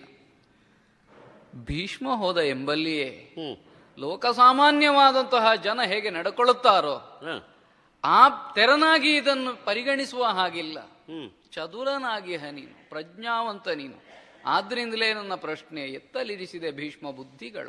ಹ. ಬುದ್ಧಿಪೂರ್ವಕವಾಗಿಯೇ ವ್ಯವಹರಿಸಬೇಕಾಗಿದ್ದ ನೀನು ಅದನ್ನೆಲ್ಲಿಯೋ ಮರೆತವನ ಹಾಗೆ ಭಾವನಾತ್ಮಕವಾಗಿಯೇ ತೊಡಗಿಬಿಟ್ಟಿಯೋ ಹೇಗೆ? ಈ ಪ್ರಶ್ನೆ ಉದ್ಭವಿಸುವುದಕ್ಕೆ ಕಾರಣವಾದದ್ದು ಹ್ಮ್ ನಿನಗಾಗಿ ಅಲ್ಲ, ತಮ್ಮನಿಗಾಗಿ. ಮೊದಲೇ ಸಂಕಲ್ಪ ಇದ್ದಿರಬಹುದು ತಮ್ಮನಿಗಾಗಿ ತರುತ್ತೇನೆ ಅಂತ. ಉಂಟೋ ಇಲ್ವೋ ನನಗದು ಪ್ರಶ್ನೆ ಅಲ್ಲ. ನೀನು ಇಲ್ಲಿ ನಿರ್ಣಯ ಮಾಡಿರು, ಅಲ್ಲಿ ಹೋದ ಮೇಲೆ ನಿರ್ಣಯ ಮಾಡುವ ವಿಷಯವಲ್ಲ. ಪ್ರಪಂಚ ಏನನ್ನು ನಿರೀಕ್ಷೆ ಮಾಡ್ತದೆ? ಸ್ವಯಂವರ ಮಂಟಪಕ್ಕೊಬ್ಬ ಬರ್ತಾನೆ, ಯುದ್ಧದಲ್ಲಿ ಎಲ್ಲರನ್ನು ಗೆಲ್ಲುತ್ತಾನೆ, ಕನ್ಯೆಯರನ್ನು ಒಯ್ಯುತ್ತಾನೆ ಅಂದ್ರೆ ಅವನು ವರನಾಗುತ್ತಾನೆ ಎಂಬುದೇ ಸ್ವೀಕಾರಾರ್ಹವಾದ ವಿಷಯ. ವ್ಯತಿರಿಕ್ತವಾಗಿ ಇನ್ನೊಬ್ಬ ಆ ನಿಬಂಧನೆಗಳನ್ನು ಪಾಲಿಸ್ತಾ ವ್ಯವಹರಿಸ್ತಾನೆ ಎನ್ನುವಲ್ಲಿ ತಾನು ಅದಕ್ಕೆ ಒಳಪಟ್ಟವನಲ್ಲ ಎನ್ನುವುದನ್ನು ಸಾರಬೇಕಾದ ಒಂದು ಹೊಣೆ ಇರ್ತದೆ. ಭೀಷ್ಮನಿಗಂತೂ ಉಂಟೇ ಉಂಟು. ಬೇರೆ ಯಾರೋ ಮಾಡಿದ್ರೆ ಪ್ರಶ್ನಿಸಬೇಕಾಗಿಲ್ಲ, ಅವನ ಬುದ್ಧಿಯೇ ಅಷ್ಟು ನಿರ್ಣಯಿಸಲಿಕ್ಕೆ ಬರ್ತದೆ. ಭೀಷ್ಮ ಎಲ್ಲರ ಹಾಗಲ್ಲ. ಆದ್ರಿಂದಲೇ ವಿಶಿಷ್ಟವಾದಂತಹ ವ್ಯಕ್ತಿತ್ವವುಳ್ಳ ನೀನು, ಭರತಖಂಡದ ಮುತ್ಸದ್ದಿಗಳಲ್ಲಿ ಪ್ರಖ್ಯಾತನಾದಂತಹ ನೀನು ಒಂದು ವ್ಯವಹಾರವನ್ನು ಮಾಡ್ತೀ ಅಂದ್ರೆ ಅರ್ಥ ಏನು? ಪ್ರಪಂಚ ಒಪ್ಪುವ ಹಾಗೆ ಮಾಡಬೇಕದನ್ನು. ಇಲ್ಲದೇ ಇದ್ರೆ ಜನಮಾನಸದಲ್ಲಿ ನಿನ್ನ ವಿರುದ್ಧವಾದಂತಹ ಒಂದು ಅಭಿಪ್ರಾಯ ರೂಪುಗೊಳ್ಳುತ್ತದೆ ಅಂತ ಆದ್ರೆ ಅದು ನಿನ್ನ ವ್ಯಕ್ತಿತ್ವಕ್ಕೂ ಕಲಂಕವನ್ನು ತಂದೊಡ್ಡುತ್ತದೆ. ಇಲ್ಲಿ ಸಂಭ್ರಮ ಇಲ್ಲದೆ ಕೇವಲ ಭ್ರಮ ಮಾತ್ರವಾಗಿ ಕಾಣುತ್ತದೆ. ಹೋದವನೇ ತನ್ನ ಪರಾಕ್ರಮ ಏನು ಎನ್ನುವುದನ್ನು ತಿಳಿಯದೆ ಹೀಗೆಲ್ಲ ಮಾಡಿದ್ಯೋ, ಭೀಷ್ಮನ ಮರೆತು ಈ ಭೂಪರನು ನೆರೆಹಿದ ಗರ್ವವ ಮುರಿಯುತ್ತೇನೆ ಅಂತ ಆಡಿದ್ಯಂತೆ. ಅಲ್ಲದೇ ಇದ್ರೆ ಅಲ್ಲ ಎನ್ನುವುದಕ್ಕೂ ನಿನಗೆ ಸ್ವಾತಂತ್ರ್ಯ ಉಂಟು. ಹೀಗೆ ನಿನ್ನ ಪರಾಕ್ರಮವನ್ನೇ ಮುಖ್ಯವಾಗಿಟ್ಟುಕೊಂಡು ಭೀಷ್ಮನ ಮರೆತು ವ್ಯಕ್ತಿತ್ವ ದೊಡ್ಡದು ತನ್ನದು ಎಂಬ ಹಾಗೆ ಪ್ರಕಟಿಸಿ, ಅಂದ್ರೆ ತಾನು ಸ್ಥಾಪನೆಯಾಗುವುದೇ ಮುಖ್ಯವಾಗಿ ಕಂಡಿರಬೇಕಲ್ಲಿ. ಕನ್ಯೆಯರನ್ನು ತಂದೆ. ಆ ಕ್ಷಣಕ್ಕೆ ಪ್ರಪಂಚ ನಿರೀಕ್ಷೆ ಮಾಡಿದ್ದೇನು? ವರನಾಗಿ ಭೀಷ್ಮ ಬಂದಿದ್ದಾನೆ, ಕನ್ಯೆಯರನ್ನು ಒಯ್ಯುತ್ತಾನೆ. ಪ್ರಪಂಚ ಏನು ಬೇಕಾದರೂ ಆಡಿಕೊಳ್ಳಿ, ನಾವು ಅದಕ್ಕೆ ಬದ್ಧರಲ್ಲ ಎನ್ನುವುದಂತೂ ವಿಷಯವಲ್ಲ. ಹಾಗೊಂದು ಪಂಥ ಉಂಟು. ಪ್ರಪಂಚ ಹೇಗೆ ತಿಳಿಯಲಿ, ನನ್ನ ಆತ್ಮಸಾಕ್ಷಿ, ಅದಕ್ಕೆ ಶುದ್ಧವಾಗಿ ನಾನು ವ್ಯವಹರಿಸ್ತೇನೆ, ಹೀಗೊಂದಾಡುವ ಕ್ರಮವೂ ಉಂಟು. ಆದರೆ ಪ್ರಾಚೀನರು ಹಾಕಿಕೊಟ್ಟಂತಹ ಪಂಥ ಏನುಂಟು ಅದು ಕೇವಲ ಆತ್ಮಸಾಕ್ಷಿಯ ಪ್ರಾಮುಖ್ಯವನ್ನಲ್ಲ. ಆತ್ಮಸಾಕ್ಷಿಗೆ ವಿರೋಧವಾಗಿ ನಡೆಯದೇ ಇರು, ಆದರೆ ಜನಾಭಿಪ್ರಾಯ ಏನು ಎನ್ನುವುದನ್ನು ಗಮನಿಸು. ಅದು ರಾಜಧರ್ಮ ತಾನೇ ಮಗು. ಶ್ರೀರಾಮಚಂದ್ರಮನಿಗೂ ಒಂದು ಕಾಲದಲ್ಲಿ ಇಂತಹ ಒಂದು ಸಂದಿಗ್ಧ ಸನ್ನಿವೇಶ ಒದಗಿ ಬಂದಿತ್ತು. ಅವನು ಆಡಬಹುದಿತ್ತು, ನನ್ನ ಆತ್ಮಸಾಕ್ಷಿ ಹೇಳಿದ ಹಾಗೆ ಮಾಡುತ್ತೇನೆ ಅಂತ. ಹಾಗಾಡ್ಲಿಲ್ಲ. ಜನಾಭಿಪ್ರಾಯ ಏನನ್ನು ಹೇಳುತ್ತದೋ ಅದನ್ನು ಗಮನಿಸಿದ. ಅಂತರಾತ್ಮಾಚ ಮೇವೇತಿ ಸೀತಾಂ ಶುದ್ಧಾಂ ಯಶಸ್ವಿನೀಂ. ಆದರೂ ಅವಳನ್ನು ಕಾಡಿಗೆ ಕಳುಹಿಸಿಕೊಟ್ಟ ಯಾಕೆ? ತಾನು ರಾಜಧರ್ಮವನ್ನು ಪಾಲಿಸಬೇಕಾದ ಅನಿವಾರ್ಯ ಅವನಿಗೆ ಒದಗಿ ಬಂದದ್ರಿಂದ. ಭೀಷ್ಮನನ್ನು ಪ್ರಪಂಚ ಇಲ್ಲಿಯವರೆಗೆ ಅದೇ ಎತ್ತರದಲ್ಲಿ ಅದೇ ಬಿತ್ತರದಲ್ಲಿ ಕಲ್ಪಿಸಿಕೊಂಡಿದೆ. ಅಂತಹ ನೀನು ಪರಿಣಾಮ ಏನಾದೀತು? ಪೂರ್ವ ಮತ್ತು ಅಪರ ಎರಡನ್ನೂ ಯೋಚಿಸದೆ ಕಾರ್ಯವೊಂದೇ ನೆಸಗಿ ಇನ್ನೀಗ ಸಮರ್ಥನೆಯನ್ನು ಕೊಡುವುದಕ್ಕೆ ಹೊರಟೆ ಅಂತ ಆದರೆ ಮೊದಲು ಮಾಡಿದ್ದರಲ್ಲಿ ಇರತಕ್ಕಂತಹ ದೋಷ ಏನುಂಟೋ ಅದನ್ನು ಪರಿಮಾರ್ಜನೆ ಮಾಡುವುದು ಸುಲಭವಾಗುತ್ತದೋ? ಒಂದು ವೇಳೆ ನಿನಗಾಗಿಯೇ ತಂದೆ, ಆ ಕಾಲಕ್ಕೆ ನಾವು ಅಂಗೀಕರಿಸಬಹುದಿತ್ತು. ನಿಯಮಕ್ಕೆ ಬದ್ಧನಾಗಿದ್ದಿ, ಹೋರಾಟ ಮಾಡಿದ್ದಿ, ಉಳಿದವರನ್ನೆಲ್ಲ ಸೋಲಿಸಿದ್ದಿ, ಕನ್ಯೆಯರನ್ನು ತಂದಿದ್ದಿ, ಒಬ್ಬಳು ಒಪ್ಪಲಿಲ್ಲ. ತಮ್ಮನಿಗಾಗಿ ತಂದದ್ದು. ನಿನ್ನ ವರ್ತನೆಗೆ ಆಕ್ಷೇಪ ಇರುವುದೇ ಅಲ್ಲಿ. ತಮ್ಮನಿಗಾಗಿ ತಂದದ್ದು ಹೇಗೆ? ಪರನಾರಿಯಳ, ನಿನ್ನ ನಾರಿಯರಂತೂ ಅವರಲ್ಲ. ಭಾವಾತ್ಮಕವಾಗಿ ನಾವು ಆಡಬಹುದು, ನಾನು ಅವರನ್ನು ಆಶ್ರಯ ಕಲ್ಪಿಸ್ತೇನೆ ತಂದೆ ನಾನು. ಆದರೂ ಯಾವ ಕಾಲಕ್ಕೆ ನೀವೆಲ್ಲ ಸ್ವಯಂವರ ವ್ಯಾಪ್ತಿಯಿಂದ ಹೊರಗೆ ಅಂತ ಕಾಶಿರಾಜ ತಿಳಿದಿದ್ದನು. ಸರಿಯೋ ತಪ್ಪೋ ಪ್ರಶ್ನೆಯಲ್ಲ. ಆ ಕನ್ನಿಕೆಯರ ಮನೋಧರ್ಮದಲ್ಲಿ ರೂಪುಗೊಂಡದ್ದೇನು? ಸ್ವಯಂವರ ಮಂಟಪದಲ್ಲಿ ಯಾರು ಸ್ಪರ್ಧಾಳುಗಳಾಗಿ ಆಮಂತ್ರಿತರಾಗಿ ನಿಲ್ಲುತ್ತಾರೋ ಅವರು ಮಾತ್ರ ನಮ್ಮನ್ನು ವರಿಸುವುದಕ್ಕಿದ್ದವರು. ವರ್ಣದ ಹಕ್ಕು ಅವರನ್ನು ಹೊಂದುವಲ್ಲಿ ಮಾತ್ರ. ಹಾಗಾದರೆ ಇನ್ನೊಬ್ಬ ಬಂದು ಸೇರಿಕೊಳ್ಳುತ್ತಾನೆ ಅಂತ ಆದರೆ ಆ ಕ್ಷಣಕ್ಕೆ ಅವನು ಪರನಾರಿ ಅಂತಲೇ ಇವರನ್ನು ಭಾವಿಸಬೇಕಲ್ಲದೆ ತನ್ನ ನಾರಿಯರು ಅಂತ ಭಾವನಾತ್ಮಕವಾಗಿಯೂ ಬೌದ್ಧಿಕವಾಗಿಯೂ ತಿಳಿಯುವುದಕ್ಕೆ ಹಕ್ಕುಳ್ಳವನಾಗುವುದಿಲ್ಲ. ಅಂತಹ ಕನ್ಯೆಯರನ್ನು ನೀನು ಸೆಳೆದು ತಂದೆ. ಬಲಾತ್ಕಾರದಿಂದಲೋ ಎಂಬಂತೆ ಅಂದ್ರೆ ನೋಡಿದವರಿಗೆ ಆಗನ್ನಿಸಿದೆ ಅಂತ ಬಲಾತ್ಕಾರವೇ ಇರಬೇಕು ಅಂತ. ನಿನ್ನ ಸಾಮರ್ಥ್ಯವೋ, ನಿನ್ನ ಧ್ವನಿ ವಿಶೇಷವೋ, ನಿನ್ನ ಗಾಂಭೀರ್ಯವೋ ಅವರಲ್ಲಿ ಭಯವನ್ನು ಮೂಡಿಸಿದ್ರೆ ಅಪರಾಧ ಏನಲ್ಲ. ಕರೆ ತಂದ ಮೇಲೆ ತಮ್ಮನಿಗೆ ಅಂತ ಇಲ್ಲಿ ಬಂದ ಮೇಲೆ ಆಡಿದೆಯಂತೆ. ಕರೆ ತರುವಲ್ಲಿಯವರೆಗೆ ನೀನು ಸ್ವಯಂವರ ಮಂಟಪವನ್ನು ಪ್ರವೇಶಿಸುವ ಮೊದಲೇ ಇದ್ದಂತಹ ಸ್ಥಿತಿ, ಬರುವಾಗ ಇದ್ದ ಸ್ಥಿತಿ, ತಂದ ಮೇಲಿನ ಸ್ಥಿತಿ. ಒಬ್ಬಳು ಹೆಣ್ಣು ಮಗಳ ಜೀವನದಲ್ಲಿ ಇಂತಹ ಸ್ಥಿತ್ಯಂತರಗಳು ಯಾವ ಪರಿಣಾಮವನ್ನು ಉಂಟು ಮಾಡಬಹುದು ಎನ್ನುವುದನ್ನಾದರೂ ಆಲೋಚಿಸಬೇಕಿತ್ತೋ ಬೇಡವಿತ್ತೋ? ಮಗು ಹೆಮ್ಮೆಯೊಳು ಕರವಿಡಿದು. ನಾನಾಗಲೇ ಹೇಳಿದೆ, ಭೀಷ್ಮ ದೊಡ್ಡವ. ಈ ಅಹಂಭಾವದ ಪ್ರದರ್ಶನಕ್ಕೋ ಎಂಬ ಹಾಗೆ ಅವರನ್ನು ಕರ್ಕೊಂಡು ಬಂದೆ. ಈಗ ಇವಳನ್ನು ಬಿಟ್ಟಿದ್ದೇನೆ ಅಂತ ಆಡ್ತಿ. ಅವಳು ಯಾರನ್ನೇ ವರಿಸಿರದೇ ಇರ್ಲಿ, ಗುರು ಶಿಷ್ಯರಾಗಿ ನಮ್ಮ ವ್ಯಾಪ್ತಿಯ ವಿಷಯವಲ್ಲ ಅದು. ಈಗ ನೀನು ತಂದದ್ರಿಂದ ಆದ ಪರಿಣಾಮ ಏನು? ಏನಾಗಿದೆ? ನೀನು ಒಯ್ದಿದ್ದಿ ಎನ್ನುವುದರಿಂದ ಸಾಲು ಬಿಟ್ಟಿದ್ದ. ಹೌದಾ? ಸ್ಥಿತಿ ಅಲ್ಲಿಗೆ ಮುಟ್ಟಿತ. ಈಗ ಅವಳ ಕಣ್ಣೀರಿಗೆ ಕಾರಣ ಯಾರು? ನಿನ್ನ ಇಷ್ಟು ಸ್ಪಷ್ಟೀಕರಣ ಕೇಳಿದ ಮೇಲೂ ನನಗೆ ಯಾಕೋ ಅನಿಸ್ತದೆ ನೀನೇ ಮಾಡಿದ್ದಿ, ನೀನೇ ಕಾರಣನಾಗಿದ್ದಿ. ಭೀಷ್ಮ ಮಿಂಚಿ ಹೋದ ಮೇಲೆ ಆ ಕುರಿತು ಪಶ್ಚಾತ್ತಾಪ ಪಡಬೇಕಾದದ್ದು ಪ್ರಾಜ್ಞನ ಲಕ್ಷಣ. ಹಾಗೆ ಹೋಗಿದೆ. ಉದ್ದೇಶಪೂರ್ವಕ ಅಲ್ಲದೆ ಇದ್ರೆ ಪ್ರಮಾದವೇ ಇರಲಿ, ಅಪರಾಧ ಅಲ್ಲದೇ ಇರಬಹುದು. ಹಾಗೆ ಹೋದದ್ದು ಹೌದಲ್ಲ ಇಷ್ಟು ಪ್ರಕರಣ. ಇನ್ನೀಗ ಪರಿಮಾರ್ಜನೆ ಏನು? ಅನ್ಯಾಯಕ್ಕೊಳಗಾಗಿದ್ದೇನೆ ಅಂತ ಯಾವನು ತಿಳಿಯುತ್ತಾನೋ ಅವನಲ್ಲಿಯೇ ನಾವು ಕೇಳಬೇಕು, ನಿನಗೆ ಅನ್ಯಾಯಕ್ಕೆ ಪರಿಹಾರ ಏನು ಅಂತ ನಿನ್ನ ನಿರೀಕ್ಷೆ ಉಂಟಪ್ಪ, ಕಾರ್ಯ ಸಾಧ್ಯ ಉಂಟು ಅಂತ ಆದ್ರೆ ಅದನ್ನು ಮಾಡೋಣ. ಆಗ ಅನ್ಯಾಯಕ್ಕೊಳಗಾಗಿದ್ದೇನೆ ಎಂಬವನಿಗೆ ನ್ಯಾಯ ಸಿಕ್ಕಿದೆ ಎನ್ನುವ ತೃಪ್ತಿ ನಮಗಾದರೂ ಉಂಟಾಗುತ್ತದೆ. ಆ ನೆಲೆಯಿಂದಲೇ ನಾನು ಕೇಳಿದೆ, ಭೀಷ್ಮ ಇಷ್ಟೆಲ್ಲ ಮಾಡಿದ್ದಾನೆ ಹೌದು ಅಂತ ಆದ್ರೆ, ಅಪರಾಧವೇ ಅಂತ ನಿರ್ಣಯ ಆದ್ರೆ ಪರಿಹಾರ ಹೇಗೆ? ಪರಿಹಾರ ಬಹಳ ಸುಲಭದ್ದುಂಟು. ತನ್ನ ಬದುಕಿನಲ್ಲಿ ತಾನು ಏನನ್ನು ಹೊಂದಬೇಕು ಅಂತ ಬಯಸಿ ಸ್ವಯಂವರ ಮಂಟಪದಲ್ಲಿ ವಧುವಾಗಿ ನಿಂತೇನೋ ಆ ಭಾಗ್ಯ ಒಂದು ಈಗ ತಪ್ಪಿ ಹೋಗಿದೆ. ಆದ್ರಿಂದ ಮೂಲತಃ ವೈವಾಹಿಕ ಜೀವನದ ಸಂತೋಷವನ್ನು ಭೀಷ್ಮನೇ ಒದಗಿಸಬೇಕು ಎನ್ನುವುದು ಅವಳ ಅಪೇಕ್ಷೆ. ಈ ಮುನಿಗಳೆಲ್ಲ ಇದ್ದಾರೆ, ನಮ್ಮನ್ನೆಲ್ಲ ಕ್ಷುಲ್ಲಕ ಉದ್ದೇಶವುಳ್ಳವರು ಅಂತ ಆರೋಪಿಸುವುದಕ್ಕಿಲ್ಲ. ನಮಗೆಲ್ಲರಿಗೂ ಇದು ಹೌದು ಅಂತ ಅನ್ನಿಸಿದೆ. ಆದ್ರಿಂದ ಯಾವುದು ಅಧರ್ಮಕ್ಕೆ ಸದೃಶವಾದ ಘಟನೆ ನಡೆದು ಹೋಗಿದೆಯೋ ಅಧರ್ಮ ಅಂತ ನಾನು ಆಡುವುದಿಲ್ಲ, ನನ್ನ ಶಿಷ್ಯ ನೀನು. ಅದನ್ನು ತಿದ್ದಿಕೊಳ್ಳುವಲ್ಲಿ ಇಲ್ಲಿ ಒಂದು ಅವಕಾಶ ಉಂಟು. ಇವಳನ್ನು ವರಿಸು, ಕ್ಷೇಮ ಉಂಟಾಗ್ತದೆ. ಗುರುಗಳೇ, ಪರಿಹಾರವನ್ನು ಮೊದಲೇ ನಿಶ್ಚಯಿಸಿಕೊಂಡು ಸಮಸ್ಯೆಯ ವಿಶ್ಲೇಷಣೆಗೆ ತೊಡಗಿದಾಗಿದೆ. ನೀವು ಮಾಡದೇ ಇದ್ರೆ ನ್ಯಾಯಪೀಠಕ್ಕೆ ಇರುವ ಅರ್ಹತೆ ನಾವು ಹೊಂದುವುದಿಲ್ಲವಲ್ಲ. ಆದ್ದರಿಂದ ಇಂತಹ ಅಪರಾಧಕ್ಕೆ ಇದು ಶಿಕ್ಷೆ ನಿರ್ಣಯ ಬೇಕೋ ಬೇಡವೋ? ಅಲ್ಲ, ಯಾಕೆಂದ್ರೆ ಇಂತಹ ಶಿಕ್ಷೆಯನ್ನ ವಿಧಿಸಬೇಕು. ಅದಕ್ಕಾಗಿ ಯಾರನ್ನ ಅಪರಾಧಿ ಮಾಡೋಣ ಅಂತ ಹಾಗೆಲ್ಲ ನೀವು ವಿಚಾರಣೆಗೆ ತೊಡಗಿದವರಲ್ಲ. ಅಲ್ಲ, ಅದಕ್ಕೆ ಇನ್ನೊಂದು ಮುಖ ಉಂಟು ಅಂತ ಬೇಕಾದ್ರೆ ಆಡಬಹುದು. ನೀನು ಭೀಷ್ಮನನ್ನು ಹೇಗಾದ್ರೂ ಅಪರಾಧಿ ಅಂತ ಮಾಡಬೇಕು? ಹಾಗೆ ಹೇಳುವುದಿಲ್ಲ. ಯಾಕೆಂದ್ರೆ ಭೀಷ್ಮ ಯಾರು, ಪರಶುರಾಮರು ಯಾರು ನನಗೆ ಗೊತ್ತಿಲ್ವಾ? ನಿಮ್ಮ ಅತ್ಯಂತ ಪ್ರಿಯ ಶಿಷ್ಯನಾದ ನನಗೆ ನಿಮ್ಮ ಅಂತರಂಗ ಏನು ಅಂತ ಗೊತ್ತಿದೆ, ಇಲ್ಲ ಅಂತಲ್ಲ. ಯಾವ ಒತ್ತಡಕ್ಕೆ ಸಿಕ್ಕೋ ಅಥವಾ ಯಾರ ಪ್ರೇರಣೆಗೆ ಒಲಿದೋ ಒಂದು ಪರಿಹಾರ ಸೂತ್ರವನ್ನ ಹುಡುಕಿ ಆ ಸೂತ್ರವನ್ನ ಯಾರ ಕೊರಳಿಗೆ ಕಟ್ಟುವುದು ಅಂತ ಪ್ರಯತ್ನ ಮಾಡುವವರು ತಾವೇನೂ ಅಲ್ಲ. ಆದ್ರೂ ಒಂದು ಮಾತು ನಾನು ಹೇಳಬೇಕು, ಈ ಭೀಷ್ಮ ಯಾರು ಅಂತ ನಿಮಗೆ ಗೊತ್ತಿಲ್ವಾ ಸ್ವಾಮಿ? ದೇವವ್ರತನಾಗಿ ನಿಮ್ಮ ಶಿಷ್ಯ ಆದ್ರು ಭೀಷ್ಮ ಆದದ್ದೇ ಯಾಕೆ? ಏನು ವಿಶೇಷ? ತಂದೆಗಾಗಿ. ತಂದೆಗೋ ಸುಗ ಬ್ರಹ್ಮಚರ್ಯ ಗೋಳಿಗ ಭೀಷ್ಮ,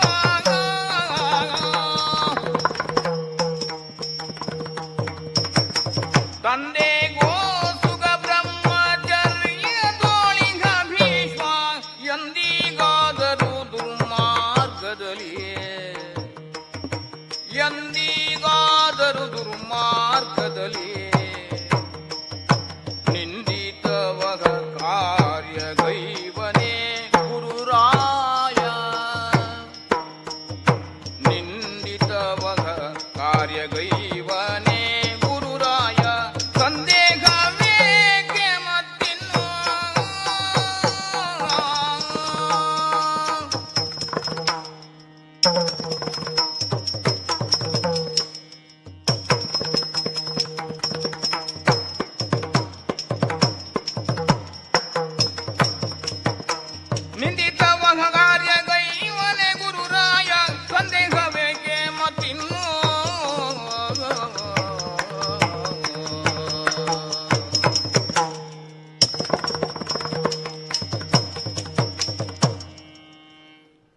ಗುರುವರ್ಯ ಭೀಷ್ಮ. ತಂದೆಗೋ ಸುಗ ಬ್ರಹ್ಮಚರ್ಯದೊಳಿಗ ಭೀಷ್ಮ. ಹ್ಮ್ ಇದು ಕೇವಲ ಹಸ್ತಿನಾವತಿಯ ಸಮಾಚಾರ ಅಲ್ಲ, ಹ್ಮ್ ಆರ್ಯಾವರ್ತದಲ್ಲೆಲ್ಲ ಪ್ರಥಿತವಾಗಿ ಹೋಗಿರುವಂತಹ ಘಟನೆ. ಹ್ಮ್ ದೇವವ್ರತ ಭೀಷ್ಮನಾದದ್ದು ಒಂದು ಚರಿತ್ರೆಯಾಗಿ ಇಂದು ಎಲ್ಲರೂ ಅದನ್ನು ಗ್ರಹಿಸುತ್ತಿರುವಂತಹ ಈ ಸಂದರ್ಭದಲ್ಲಿ ಹ್ಮ್ ತಾವು ಈ ಪರಿಹಾರವನ್ನ ಇಟ್ಟಿದ್ದೇ ನನಗೆ ಆಶ್ಚರ್ಯ ಆಗ್ತಾ ಇದೆ. ಓಹೋ. ಪಿತೃದೇವೋ ಭವ ಅಂತ ನಂಬಿ ಹ್ಮ್ ತಂದೆಗೆ ವಿವಾಹವನ್ನ ಮಾಡಿಸುವ ಸಲುವಾಗಿ ಬ್ರಹ್ಮಚರ್ಯವನ್ನ ನಾನು ಒಪ್ಪಿಕೊಂಡವನು. ಹ್ಮ್ ಅದ್ಯ ಪ್ರಭೃತಿ ಹೇ ಲೋಕಾಹ, ಹ್ಮ್ ಸಮಸ್ತ ಲೋಕಗಳನ್ನೇ ಸಾಕ್ಷಿಯಾಗಿಟ್ಟು ಹ್ಮ್ ಇಂದಿನಾರಭ್ಯ ಸತಿಯ ವರಿಸೆನು ಅಂತ ಹೇಳಿ ಹ್ಮ್ ನಾನು ಬ್ರಹ್ಮಚರ್ಯವನ್ನು ಸ್ವೀಕಾರ ಮಾಡಿದ್ದೇನೆ. ಹ್ಮ್ ಅಲ್ಲಿಯವರೆಗೆ ಅಧ್ಯಯನಾಂಗವಾದ ಬ್ರಹ್ಮಚರ್ಯ ಆಗಿತ್ತು. ಹ್ಮ್ ಆ ಬ್ರಹ್ಮಚರ್ಯವನ್ನು ಬಿಟ್ಟು ಹ್ಮ್ ವ್ರತರೂಪವಾದ ತಪೋರೂಪವಾದ ಬ್ರಹ್ಮಚರ್ಯವನ್ನು ನಾನು ಸ್ವೀಕಾರ ಮಾಡಿದ್ದೇನೆ. ಹ್ಮ್ ಇಂದು ಧರ್ಮಶಾಸ್ತ್ರದಲ್ಲಿ ಇದೊಂದು ವಿಚಿತ್ರವಾದ ವಿಷಯವೂ ಹೌದು. ಹ್ಮ್ ಭೀಷ್ಮ ಅನಾಶ್ರಮಿಯೇ ಅಥವಾ ಆಶ್ರಮಿಯೇ ಅಂತ ಹ್ಮ್ ಶಾಸ್ತ್ರಕಾರರು ಇದನ್ನು ನಿರ್ಣಯ ಮಾಡಿದ್ದಾರೆ. ಹ್ಮ್ ಭೀಷ್ಮ ಅಧ್ಯಯನಾಂಗವಾದಂತಹ ಬ್ರಹ್ಮಚರ್ಯವನ್ನು ಇಟ್ಟುಕೊಳ್ಳದೇ ಇದ್ರು, ಹ್ಮ್ ಬ್ರಹ್ಮಚರ್ಯವನ್ನೇ ತಪಸ್ಸಾಗಿ ಸ್ವೀಕಾರ ಮಾಡಿದ್ದರಿಂದ ಹ್ಮ್ ಬ್ರಹ್ಮಚರ್ಯ ಆಶ್ರಮದಲ್ಲಿ ಅವನಿದ್ದಾನೆ. ಹ್ಮ್ ಆದ್ದರಿಂದ ಅವ ಅನಾಶ್ರಮಿ ಅಲ್ಲ. ಹ್ಮ್ ಇದನ್ನ ತಾವು ಒಪ್ಪಿದ್ದೀರಿ ಅಂತ ನಾನು ಕೇಳಿದ್ದೇನೆ. ಹ್ಮ್ ಯಾಕೆಂದ್ರೆ ಇದು ಪರಿಷತ್ತಿನಲ್ಲಿ ಸಿದ್ಧವಾದ ವಿಷಯ. ಹ್ಮ್ ಆದ್ದರಿಂದ ಪ್ರಥಿತವಾದ ಒಂದು ವಿಷಯ. ಹ್ಮ್ ಜೊತೆಯಲ್ಲಿ ಪರಿಷತ್ತಿನಲ್ಲಿ ಪ್ರಮಾಣದಿಂದ ಚರ್ಚಿಸಲ್ಪಟ್ಟು ಭೀಷ್ಮ ಅನಾಶ್ರಮಿ ಅಲ್ಲ, ಬ್ರಹ್ಮಚರ್ಯ ಆಶ್ರಮದಲ್ಲಿಯೇ ಇದ್ದಾನೆ ಅಂತ ನಿರ್ಣಯವನ್ನ ಪರಿಷತ್ತೇ ಕೊಟ್ಟಿದೆ. ತಮ್ಮಂತಹ ಚತುರ್ವೇದಿಗಳು, ಷಟ್ಶಾಸ್ತ್ರ ಪಾರಂಗತರೇ ಇದನ್ನು ನಿರ್ಣಯಿಸಿದ್ದಾರೆ. ಹ್ಮ್ ಇಂತಹ ಭೀಷ್ಮ ದುರ್ಮಾರ್ಗದಲ್ಲಿ ನಡೀತಾನೆ, ದುರ್ಮಾರ್ಗದಲ್ಲಿ ಅವನು ಹೋಗಬಹುದೇ? ಹ್ಮ್ ತಾವು ಆಕ್ಷೇಪ ಮಾಡುವಾಗ ಬಹಳ ಒಳ್ಳೆಯ ಉದಾಹರಣೆ ಕೊಟ್ಟು, ಹ್ಮ್ ಸಾಧಾರಣವಾದ ಜನರಂತೆ ನಡೆದುಕೊಂಡರೆ ವಿಶಿಷ್ಟ ವ್ಯಕ್ತಿಗಳು ಕೆಲವೊಮ್ಮೆ ಅದೇ ಅಪರಾಧ ಆಗುತ್ತದೆ. ಯಾಕೆಂದ್ರೆ ಆ ವ್ಯಕ್ತಿಗಳ ಬಗ್ಗೆ ಪ್ರತೀಕ್ಷೆ, ಸಾಮಾಜಿಕವಾದ ನಿರೀಕ್ಷೆ ಬೇರೆಯದಾಗಿರ್ತದೆ. ಸಾಮಾಜಿಕ ಪ್ರತೀಕ್ಷೆಯ ಒಳಪಟ್ಟು ಅವನು ನಡೆದುಕೊಳ್ಳದೆ ಇದ್ರೆ ಅಪರಾಧ ಏರ್ಪಟ್ಟಂತೆ, ಪ್ರಮಾದ ಉಂಟಾದಂತೆ ಜನರು ಭಾವಿಸ್ತಾರೆ. ಇದು ಶಾಸ್ತ್ರೀಯ ವಿಚಾರದ ವ್ಯಾಪ್ತಿಗೆ ಬರೋದೇ ಇಲ್ಲ. ಯಾಕೆಂದ್ರೆ ಅಪರಾಧ ಅಂತ ನಿರ್ಣಯಿಸಬೇಕಿದ್ರೆ ಶಾಸ್ತ್ರಕ್ಕೊಂದು ಖಚಿತವಾದ ಎಲ್ಲೆ ಇದೆ, ಸೀಮೆ ಇದೆ. ಸಾಮಾಜಿಕ ಪ್ರತೀಕ್ಷೆ ಹೇಗಿದೆ, ಜನರು ಏನು ಅಂದುಕೊಳ್ಳುತ್ತಾರೆ ಎನ್ನುವ ಆಧಾರದ ಮೇಲೆ ಇದನ್ನು ಯಾರೂ ವಿಚಾರಣೆ ಮಾಡೋದಕ್ಕಾಗೋದಿಲ್ಲ. ಭೀಷ್ಮ ಇಲ್ಲದೇ ಇದ್ರೆ ಒಬ್ಬ ದಂಡಾಧಿಕಾರಿ ಒಬ್ಬ ಕಳ್ಳನಿಗೆ ಕೈಯನ್ನು ಕತ್ತರಿಸುವ ಶಿಕ್ಷೆ ಕೊಟ್ರೆ ಆ ಕಳ್ಳನಿಗಿಂತ ಹೆಚ್ಚು ಪಾಪಿ ದಂಡಾಧಿಕಾರಿ ಅಂತ ಆಗೋದಿಲ್ವ ಗುರುಗಳೇ? ಯೋಚನೆ ಮಾಡಿ. ಕಳ್ಳ ಇನ್ನೊಬ್ಬರ, ಚೋರನಾದವನು ಇನ್ನೊಬ್ಬರ ವಸ್ತುವನ್ನು ಮಾತ್ರ ಅಪಹರಿಸಿದ, ನ್ಯಾಯಾಧಿಕಾರಿ ಅವನ ಕೈಯನ್ನೇ ಅಪಹರಿಸಿದ ಅಂತಾದ್ರೆ ನ್ಯಾಯಾಧಿಕಾರಿಗೆ ಏನು ಶಿಕ್ಷೆ ಕೊಡಬೇಕು? ಈ ದಂಡಶಾಸ್ತ್ರದಲ್ಲಿ ಇದೊಂದು ಪ್ರಧಾನವಾದ ವಿಷಯ. ಆದ್ದರಿಂದ ದಂಡಾಧಿಕಾರಿಯಾದವನು ಯಾರು? ಕಾಲದಂಡವನ್ನು ಹಿಡಿದ ಯಮನ ಪ್ರತಿನಿಧಿ. ಹೇಗೆ ಯಮ ಯಾರಿಗೆ ಯಾವ ಶಿಕ್ಷೆಯನ್ನು ಕೊಟ್ಟರು, ಯಾವ ಜೀವಕ್ಕೆ ಯಾವ ಶಿಕ್ಷೆ ಕೊಟ್ಟರು ಅವನಿಗೆ ಪಾಪಲೇಪ ಇಲ್ಲವೋ ಹಾಗೆ ದಂಡಾಧಿಕಾರಿಗೆ ಇಲ್ಲ ಅಂತ ಹೇಳ್ತಾರೋ ಇಲ್ವೋ? ಆ ದೃಷ್ಟಿಯಿಂದ ಈ ಅಪರಾಧ ಮತ್ತು ಶಿಕ್ಷೆಯನ್ನು ವಿಮರ್ಶಿಸುವಾಗ ಇವ ಸಾಧಾರಣ ವ್ಯಕ್ತಿಯೇ ವಿಶೇಷ ವ್ಯಕ್ತಿಯೇ ಅದನ್ನು ಗ್ರಹಿಸುವ ಹಾಗಿಲ್ಲ. ಇನ್ನು ಜೊತೆಯಲ್ಲಿ ಎಂತಹ ವಿಶಿಷ್ಟ ವ್ಯಕ್ತಿಯೇ ಆದರೂ ಅವನಿಗೆ ಸಾಧಾರಣ ಧರ್ಮ ಅಂತ ಒಂದಿದೆ. ಸಾಧಾರಣ ಧರ್ಮವನ್ನು ಅವನು ಮೀರುವ ಹಾಗಿಲ್ಲ. ವಿಶೇಷ ಧರ್ಮ ಇದ್ರೂ ಸಾಧಾರಣ ಧರ್ಮವನ್ನು ಮೀರುವ ಹಾಗಿಲ್ಲ. ಆದ್ದರಿಂದ ನಾವೆಲ್ಲ ಯಾವುದೇ ಘಟನೆಯಲ್ಲಿ ವಿಶೇಷ ವ್ಯಕ್ತಿಗಳಂತೆ ತೊಡಗುವುದು ಅಂತಲ್ಲ, ಘಟನೆಯಲ್ಲಿ ತೊಡಗಿದ ವಿಧಾನದಿಂದ ವಿಶೇಷ ವ್ಯಕ್ತಿ ಅಂತ ಆಗೋದು. ಹೀಗಿರುವಾಗ ಕಾಶಿ ರಾಜ್ಯದ ವಿವಾಹ ಮಂಟಪದಲ್ಲಿ ನಾನು ನಡೆದುಕೊಂಡದ್ದು ಅದು ವಿಶಿಷ್ಟ ಕ್ರಮ ಅಂತ ಉಳಿದವರಾಡಿದ್ದೇ ಹೊರತು ನಾನು ಹಾಗೇನು ಭಾವಿಸಲೇ ಇಲ್ಲ. ಒಂದು ಪಾರಮಾರ್ಥಿಕವಾದ ಪ್ರಶ್ನೆಯನ್ನು, ಪರಮಾರ್ಥದ ಪ್ರಶ್ನೆಯನ್ನು ನೀವು ಇಟ್ಟಿದ್ದೀರಿ. ಶಾಸ್ತ್ರದಲ್ಲಿ ಅದಕ್ಕೆ ಅನ್ವೇಷಣೆ ಆಗಬೇಕಾಗಿದೆ. ಯಾವುದು ಪೈಶಾಚಕ್ರಮ ವಿವಾಹದಲ್ಲಿ ಅಥವಾ ಆಸುರ ಕ್ರಮದಲ್ಲಿ ವರನಾದವನೇ ಕನ್ಯೆಯರನ್ನ ಅಪಹರಿಸಿ ತರಬೇಕು, ಕನ್ಯೆಯನ್ನು ಅಪಹರಿಸಬೇಕು ಅಂತಿದೆಯೇ ಹೊರತು ವರನಾದವನೇ ಅಪಹರಿಸಬೇಕು ಅಂತ ಒಂದೇ ಒಂದು ಯಾವುದಾದ್ರೂ ಒಂದು ವಚನ ಇದ್ರೆ ಹೇಳಿ. ವಿವಾಹ ಕ್ರಮ ಎಂಬುದು ತೊಡಗುವುದು ಎಲ್ಲಿಂದ, ಈಗ ಮುಕ್ತಾಯ ಎಲ್ಲಿಯವರೆಗೆ? ಆಚಾರ್ಯರೇ, ಹೀಗಿರುವಾಗ ಇಂಥವನೇ ಅಪಹರಿಸಬೇಕು ಎನ್ನುವುದಕ್ಕೆ ವಿಧಾಯಕವಾದ ವಾಕ್ಯ ಇಲ್ಲದೆ ಇದ್ದಾಗ ಆ ಕೆಲಸವನ್ನು ಯಾರೂ ಮಾಡಬಹುದು. ಚಕ್ರವರ್ತಿಯಾದವನು ಅಥವಾ ಒಬ್ಬ ಮಹಾರಾಜನಾದವನು ಇನ್ನೊಬ್ಬ ರಾಜನ ಜೊತೆಗೆ ಸಂಧಿ ವಿಗ್ರಹಗಳನ್ನ ತಾನೇ ಮಾಡಬೇಕು ಅಂತ ಶಾಸ್ತ್ರ ಇದೆಯೋ? ಇಲ್ಲ. ರಾಜನಾದವನು ಸಂಧಿ ವಿಗ್ರಹಗಳನ್ನ ಮಾಡಬೇಕು ಅಂತಿದೆ.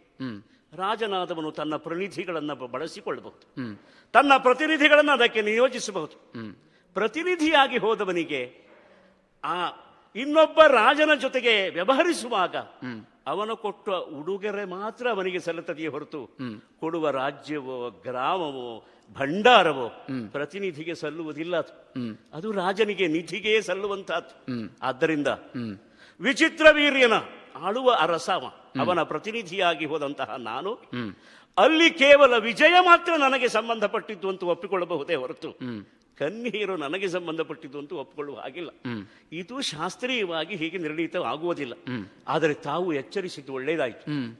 ಸಾಮಾಜಿಕರಿಗೆ ಇದು ಅರ್ಥ ಆಗುವುದಿಲ್ಲ, ಅಥವಾ ಈ ರಾಜಕುಮಾರಿಯರಿಗೆ ಇದು ಗೃಹೀತವಾಗಿಲ್ಲ ಅಂತ ಕೆಲವೊಮ್ಮೆ ಹಾಗಾಗುತ್ತದೆ. ರಾಮಚಂದ್ರನ ಉದಾಹರಣೆ ನೀವು ಕೊಡುವಾಗ ನನಗೆ ಅನಿಸಿತು, ಇಂದಿಗೂ ರಾಮ ತುಂಬು ಗರ್ಭಿಣಿಯಾದ ಸೀತೆಯನ್ನ ತ್ಯಜಿಸಿದ್ದು ತಪ್ಪು ಅಂತ ಆಡುವವರು ಇಲ್ವೇ? ರಾಮನ ರಾಜಧರ್ಮ ಗೆದ್ದಿರಬಹುದು, ಆದರೆ ಕುಟುಂಬ ಧರ್ಮ ಸೋತಿದೆ ಅಂತ ಹಲವರು ಅದನ್ನ ಭಾವಿಸ್ತಾರೆ.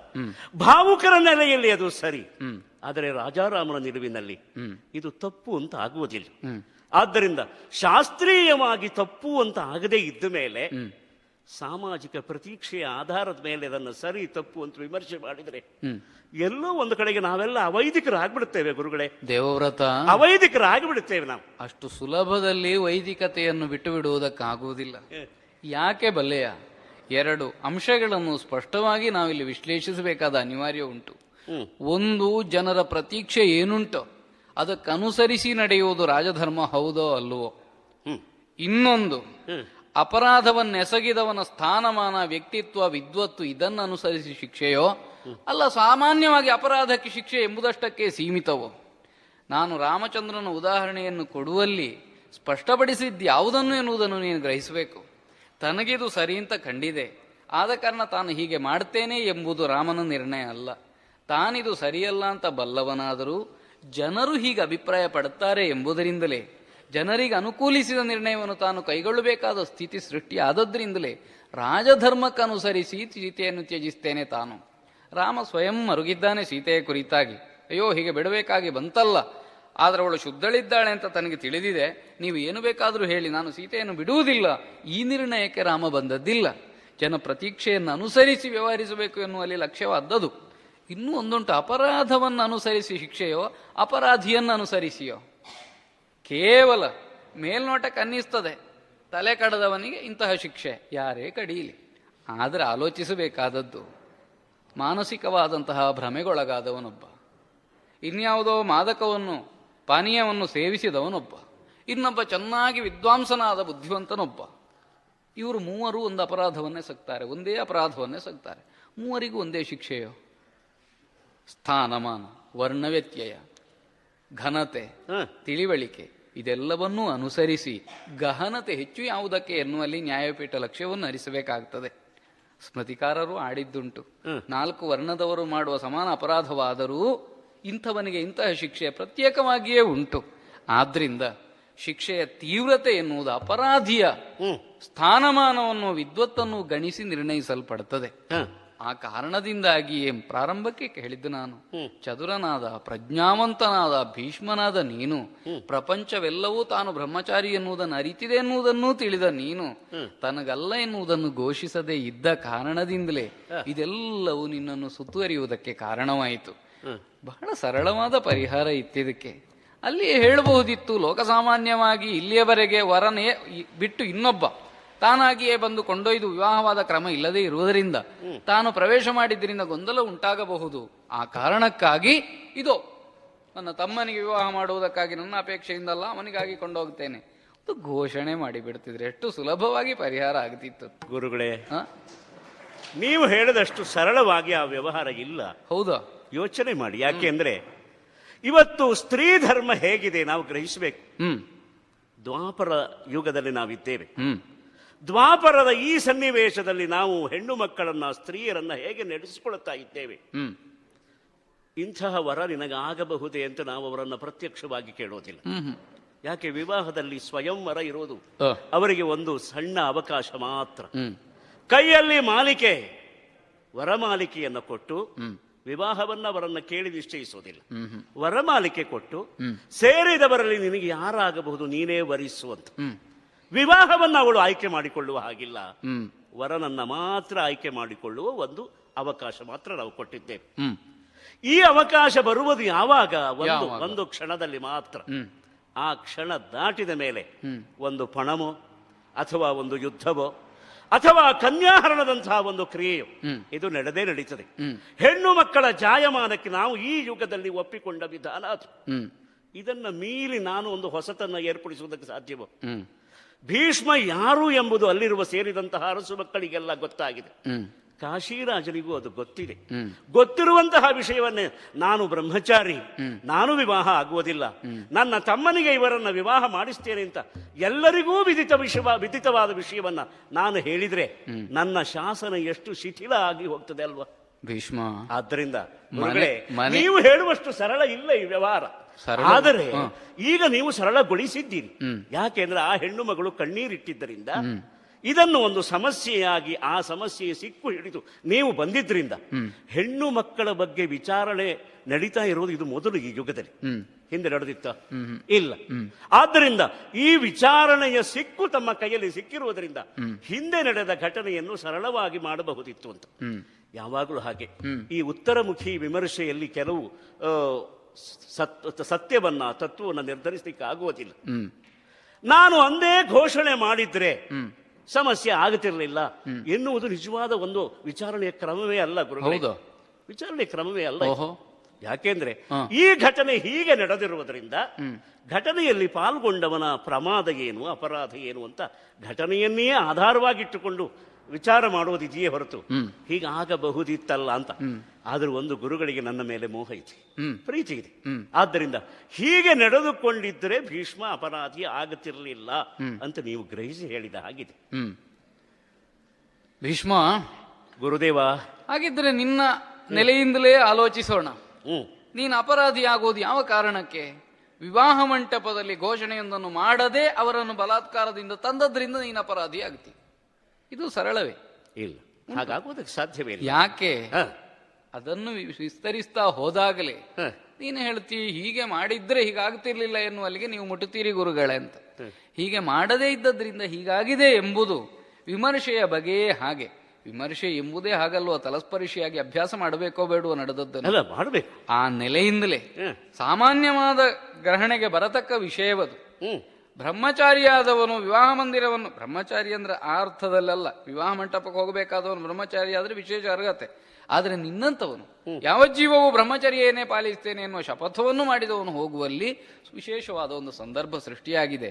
ಇದನ್ನು ನೀನು ಕಲ್ಪಿಸಿಕೊಳ್ಳದೆ ಇದ್ದೀಂತ ಆದರೆ ಬೌದ್ಧಿಕವಾಗಿ ಎಲ್ಲಿಯೋ ಬುದ್ಧಿಯನ್ನು ಬಿಟ್ಟು ಹೋಗಿದ್ದಿ ಎನ್ನುವುದು ಗ್ರಹಣೆಗೆ ಬರ್ತದೆ ಭೀಷ್ಮ. ಗುರುಗಳೇ, ಅದರೊಂದಿಗೆ ಸ್ವಲ್ಪ ಯೋಚನೆ ಮಾಡಬೇಕು. ನೀವು ತಲಸ್ಪರ್ಶಿ ಅಂತ ಹೇಳಿದ್ದು ಒಳ್ಳೇದಾಯ್ತು. ಯಾಕೆಂದ್ರೆ ನನ್ನ ಹೃದಯ ತಲವನ್ನು ಸ್ಪರ್ಶ ಮಾಡಿದ್ದೀರಿ, ಈ ವಿಷಯದ ತಲವನ್ನು ಸ್ಪರ್ಶ ಮಾಡಿದ್ದೀರಿ.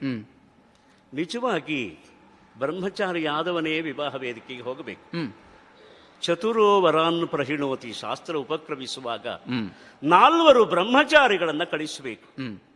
ಈ 4 ಬ್ರಹ್ಮಚಾರಿಗಳು ಹೋಗಿ ಅಲ್ಲಿರುವಂತಹ ವಧುವಿನ ಗುಣಧರ್ಮವನ್ನ, ಶೀಲವನ್ನ, ಕುಲವನ್ನ, ಸೌಂದರ್ಯವನ್ನ ಎಲ್ಲ ಪರೀಕ್ಷಿಸಿ ತಾವು ಯಾವ ವರನ ಕಡೆಯಿಂದ ಬಂದಿದ್ದೇವೋ ಆ ವರನಿಗೆ ಇವರು ಹೇಗೆ ಅನುರೂಪ ಎಂಬುದನ್ನು ನಿರ್ಣಯಿಸಬೇಕು. ನಾನು ಒಂದು ತಪ್ಪು ಮಾಡಿದ್ದ ಹೌದು. 4 ಜನ ಬ್ರಹ್ಮಚಾರಿಗಳು ಹೋಗ್ಬೇಕಿತ್ತು, ನಾನು ಒಬ್ಬನೇ ಬ್ರಹ್ಮಚಾರಿ ಹೋದೆ. ಅದು ಸ್ವಲ್ಪ ತಪ್ಪಾದದ್ದು ಹೌದು. ಹೌದಪ್ಪ, ಹೌದು. ಬ್ರಹ್ಮಚಾರಿಗಳೆಲ್ಲ ಆಯುಧ ಪಾಣಿಗಳಾಗಿ ಹೋಗಬೇಕು ಅಂತ ಏನಿಲ್ವಲ್ಲ. ಅಲ್ಲ, ಅದು ಕ್ಷತ್ರಿಯರ ವಿವಾಹದಲ್ಲಿ ಆಯುಧ ಹಿಡಿದೇ ಹೋಗ್ಬೇಕು. ಅಲ್ಲ, ಕ್ಷತ್ರಿಯ ಬ್ರಹ್ಮಚಾರಿಗಳನ್ನು ಕಳುಹಿಸಬೇಕು ಅಂತ ಇರುವುದು ಅಲ್ಲ, ಯಾಕೆ ಬ್ರಾಹ್ಮಣ್ಯಕ್ಕೆ ಸಂಬಂಧಪಟ್ಟು ದ್ವಿಜರಿಗೆ.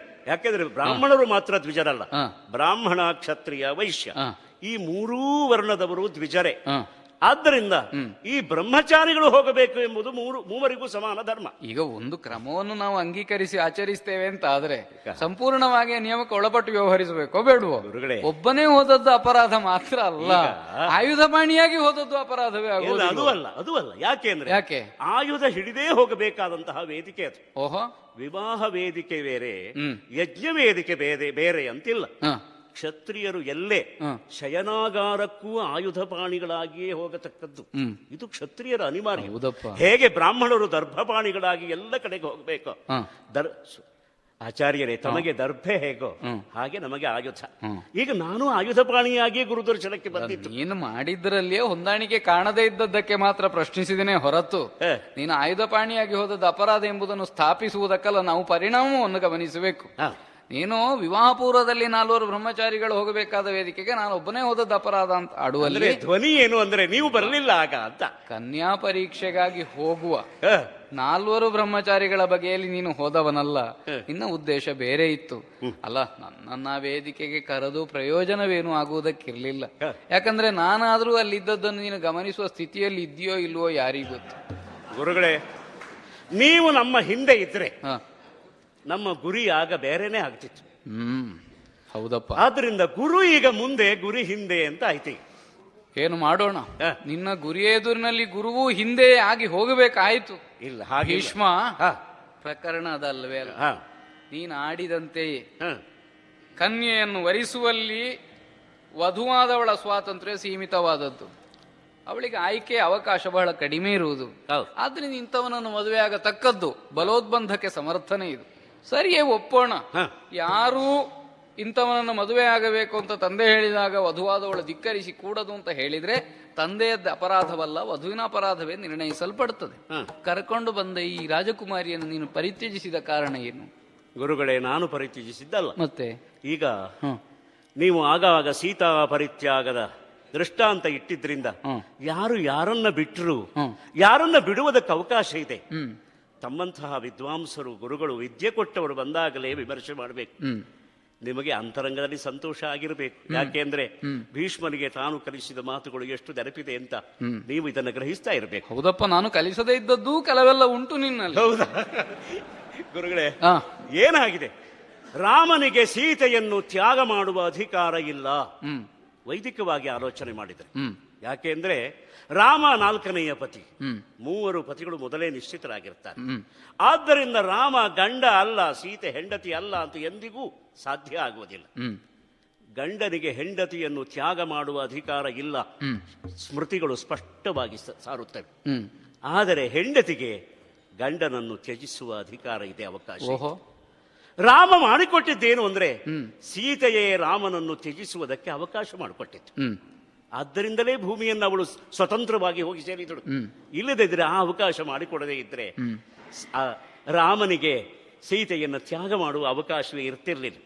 ಆದ್ದರಿಂದ ಸೀತಾ ಪರಿತ್ಯಾಗ ಸೀತಾ ಕರ್ತೃಕವಾದ ಪರಿತ್ಯಾಗ. ಸೀತೆಯನ್ನ ರಾಮ ಬಿಟ್ಟಿದ್ದಲ್ಲ, ಸೀತೆಯೇ ರಾಮನನ್ನ ಬಿಟ್ಟಿದ್ದು. ಇದು ಧರ್ಮ ಸೂಕ್ಷ್ಮ ನಿಜವಾಗಿ. ಇಲ್ಲ ಆದದ್ದು ಹಾಗೆ. ನಾವು ಅಂಬೆಯನ್ನ ತ್ಯಜಿಸಿದ್ದಲ್ಲ, ಅಂಬೆಯೇ ನಮ್ಮನ್ನು ತ್ಯಜಿಸಿ ಹೋದದ್ದು. ಸಾಲ್ವನಿಗೆ ತಾನು ವಾಗ್ದತ್ತ, ನಾನೇ ಅವಳಲ್ಲಿ ಕೇಳಿದ್ದೇನೆ, ನೀನು ಅಂದೇ ಸಾಲ್ವನನ್ನ ವರಿಸಿದ್ದು ಗೊತ್ತಾಗಿದ್ದಿದ್ರೆ ನಾನು ಕರೆತರಲಿಲ್ಲ, ಮುಂದೆ ನಾ ಮಾಡುವುದು ಅಂತ ನಾನು ಕೈ ಎತ್ತಿದಾಗ ಎಂದಿಗೈತಹಳು ಅಂತ ಅವನು ದಾರಿ ಕಾಯ್ತಾ ಇದ್ದಾನೆ, ಅದಕ್ಕಾಗಿ ನನ್ನನ್ನು ಕಳುಹಿಸು ಅಂತ ಹೇಳಿದಾಗ ಅರಿತ ಓರ್ವ ವೃದ್ಧ ಬ್ರಾಹ್ಮಣನನ್ನ ಇಟ್ಟು ವೈದಿಕ ಮರ್ಯಾದೆಯ ಜೊತೆಯಲ್ಲಿ ನಾನು ಕಳಿಸಿಕೊಟ್ಟಿದ್ದೇನೆ. ಅದನ್ನು ಈಗ ನಾನು ಬಿಟ್ಟ ಹಾಗಾಗುತ್ತದ ಭೀಷ್ಮ? ಆಮೇಲೆ ಸಾಲ್ವರಿಂದ ಪರಿತ್ಯಕ್ತಳಾದ ಮೇಲೆ ಅವಳು ಬಂದು ಪುನಃ ವರಿಸು ಅಂತ ಕೇಳಿದ್ರೆ ನಿಜವಾಗಿ ದುರ್ಮಾರ್ಗ ಅವಳದ್ದು. ಅವಳದ್ದು ಅಧರ್ಮ ಆಗ್ತದೆ, ಅವಳದ್ದು ಅನೀತಿ ಆಗ್ತದೆ. ಆಗ ಇಲ್ಲಿ ನೀನು ಪ್ರವೇಶ ಮಾಡಕೂಡುದು ಅಂತ ನಿಷೇಧ ಮಾಡಿದ್ದೇನೆ. ಸರಿಯಾಗಿ ಹೇಳಿದ್ದೇನೋ ಇಲ್ಲ? ಅಲ್ಲ, ಹೇಳುವುದು ಸರಿಯಾಗಿ ಹೇಳಿದ್ದಿ, ಸರಿಯಾದದ್ದನ್ನು ಹೇಳಿದ್ಯೋ ಅನ್ನುವುದನ್ನಲ್ವ ನಾವು ನೋಡಬೇಕು. ಭೀಷ್ಮ, ಅಂಬೆ ಬಂದು ನಿನ್ನಲ್ಲಿ ಕೇಳಿಕೊಂಡದ್ದು, ಸಾಲ್ವನನ್ನು ತಾನು ವಿವಾಹ ಪೂರ್ವದಲ್ಲೇ ವರಿಸಿದ್ದೇನೆ. ಈಗ ವಧುವಿಗೆ ವರನನ್ನು ಆರಿಸುವ ಸ್ವಾತಂತ್ರ್ಯ ಉಂಟು ಎನ್ನುವ ಪ್ರತಿಪಾದನೆಯಾದರೂ ಅದು ಸಮರ್ಥನೀಯವಾಗುತ್ತದೆ. ಇಲ್ಲ ಅಂತಾದರೂ ನೀನು ಕಳುಹಿಸಿಕೊಟ್ಟದ್ದೇ ಅಸಮರ್ಪಕವಾಗುತ್ತದೆ. ಯಾಕೆ? ನೀನು ಆಡ್ಬೋದಿತ್ತಲ್ಲ, ನಿಮಗೆ ಸ್ವಾತಂತ್ರ್ಯ ಕೊಟ್ಟದ್ಯಾರು? ನಾನು ತಂದಿದ್ದೇನೆ, ಮದುವೆ ಆಗತಕ್ಕದ್ದು. ಏನಾಗ್ತದೆ ಗೊತ್ತೋ, ಕನ್ಯೆಯಾದವಳು ತನ್ನ ಹೃದ್ಗತವನ್ನು ಪ್ರಾಮಾಣಿಕವಾಗಿ ಆಡಿದರೆ ಅವಳಿಗೆ ಅನಾಥತ್ವ ಪ್ರಾಪ್ತಿಸ್ತದೆ ಎನ್ನುವುದರಿಂದ ಸತ್ಯವನ್ನು ಹೇಳದೆ ಮುಚ್ಚಿಟ್ರು ನಡೆದು ಹೋಗ್ತಿತ್ತು ಎಂಬಲ್ಲಿಗೆ ಮುಟ್ಟುವುದಿಲ್ವೋ ಇದೆಲ್ಲ. ಆದ್ರಿಂದ ಅವಳು ಏನನ್ನ ಆಡಿದ್ದಾಳೆ ಅದು ನಡೆದು ಹೋದ ಪ್ರಕರಣದಲ್ಲಿ ನೀನು ಪ್ರವೇಶಿಸಿ ಪ್ರಶ್ನಿಸಬೇಕಾದ ವಿಷಯವಲ್ಲ, ನಿನಗೆ ಅಧಿಕಾರ ಕೊಡಲ್ಪಡುವುದಿಲ್ಲ. ಆದ್ರೆ ಅದನ್ನು ಕಾರಣವಾಗಿಟ್ಟುಕೊಂಡು ನೀನು ವ್ಯವಹರಿಸಿದ ಕಾರಣದಿಂದಾಗಿಯೇ ಈಗ ಉತ್ತರದಾಯಿತ್ವ ನಿನ್ನ ಹೊಣೆ ಆಗಿದೆ, ನಿನ್ನ ಹೆಗಲ ಮೇಲೆ ಬಂದಿದೆ. ಹೇಗೆ ಭೀಷ್ಮ? ನಾನು ಹೇಳುತ್ತೇನೆ. ಗುರುವಾಕ್ಯೋಲ್ಲಂಘನ ದೋಷ ನಿನ್ನನು, ಗುರುವಾಕ್ಯೋಲ್ಲಂಘನ ದೋಷ ನಿನ್ನನು ಸರಿಪುದು ಬೆಂಬಿಡದೆ, ಸರಿಪುದು ಬೆಂಬಿಡದೆ ಕರುಣಿ ಸಂತಾಪದ ದೆಸೆಯಿಂದ ಸಂಪತ್ತು ಹರಿದುಪ್ಪುದು ದಿಟವೋ.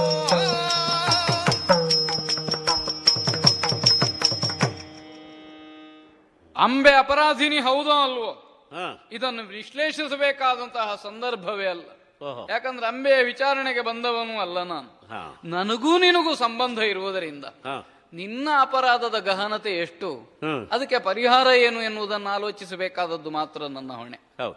ಭೀಷ್ಮ, ಅಂಬೆ ಅಪರಾಧಿನಿ ಹೌದು ಅಂತಾದ್ರೆ ಬದುಕಿನಲ್ಲಿ ಅವಳು ಏನನ್ನು ಎದುರಿಸ್ತಾಳೋ ಅದು ಶಿಕ್ಷಾರೂಪದಲ್ಲಿ ಅವಳನ್ನು ಬಾಧಿಸ್ತದೆ. ಆದ್ರೆ ನಿನ್ನಂಥವನನ್ನು ಹಾಗಲ್ಲ. ದಂಡಧಾರಿಯಾದ ಯಮನಾದರೂ ಮುಟ್ಟುವುದಕ್ಕೆ ಅಂಜಬೇಕಾದ ಪರಾಕ್ರಮವುಳ್ಳ ನೀನು ಈಗ ಅಂಜುವುದಿದ್ರೆ ಸದ್ಯ ಪ್ರಪಂಚದಲ್ಲಿ ನನಗೆ ಮಾತ್ರ. ನಿನ್ನನ್ನು ಅಂಜಿಸುವುದಕ್ಕಾಗಿ ನಾನು ಆಡುವುದಲ್ಲ. ಈ ಅಂಬೆಗೆ ನಿನ್ನಿಂದ ಅನ್ಯಾಯವಾಗಿದೆ ಎನ್ನುವುದು ಸ್ಪಷ್ಟವಾಗಿ ತೋರ್ತದೆ. ಈಗ ಶಾಸ್ತ್ರದ ಸಮರ್ಥನೆ ಒಂದೆಡೆಯಲ್ಲಿ ಅದು ಸರಿಯೇ. ಯಾಕೆ? ಶಾಸ್ತ್ರವೇತ್ತನಾದಂತಹ ನೀನು ಒಂದು ವ್ಯವಹಾರದಲ್ಲಿ ತೊಡಗುವಾಗ ಶಾಸ್ತ್ರ ಏನು ಹೇಳುತ್ತದೆ, ನಾಳೆ ತರ್ಕಬದ್ಧವಾಗಿ ತನಗೆ ಸಮರ್ಥಿಸಿಕೊಳ್ಳುವುದಕ್ಕೆ ಶಾಸ್ತ್ರದಲ್ಲಿ ಅನುಕೂಲ ಉಂಟೋ ಇದನ್ನು ತಿಳಿದೇ ವ್ಯವಹರಿಸ್ತಿ. ಆದ್ರಿಂದಲೇ ನಿನ್ನಲ್ಲಿ ಮಾತನಾಡುವಾಗ ಶಾಸ್ತ್ರವಾಕ್ಯಕ್ಕೆ ವಿಶೇಷವಾದ ಬೆಲೆಯನ್ನು ಕೊಟ್ಟವನಲ್ಲ ನಾನು. ಯಾಕಂದ್ರೆ ನನಗಿಂತ ಮುಂದುವರೆದಿದ್ದಿ ನೀನು ಶಾಸ್ತ್ರದ ತಿಳುವಳಿಕೆಯಲ್ಲಿ. ಆದ್ರೆ ಸಾಮಾನ್ಯವಾದ ವ್ಯವಹಾರದಲ್ಲಿ ಹೇಗೆ ಅದನ್ನು ನಾವು ಅಂಗೀಕರಿಸದೆ ನಾವು ಲೋಕವನ್ನೇ ಬಿಟ್ಟವರಾಗಿ ವ್ಯವಹರಿಸಲಿಕ್ಕೆ ಆಗುವುದಿಲ್ಲ.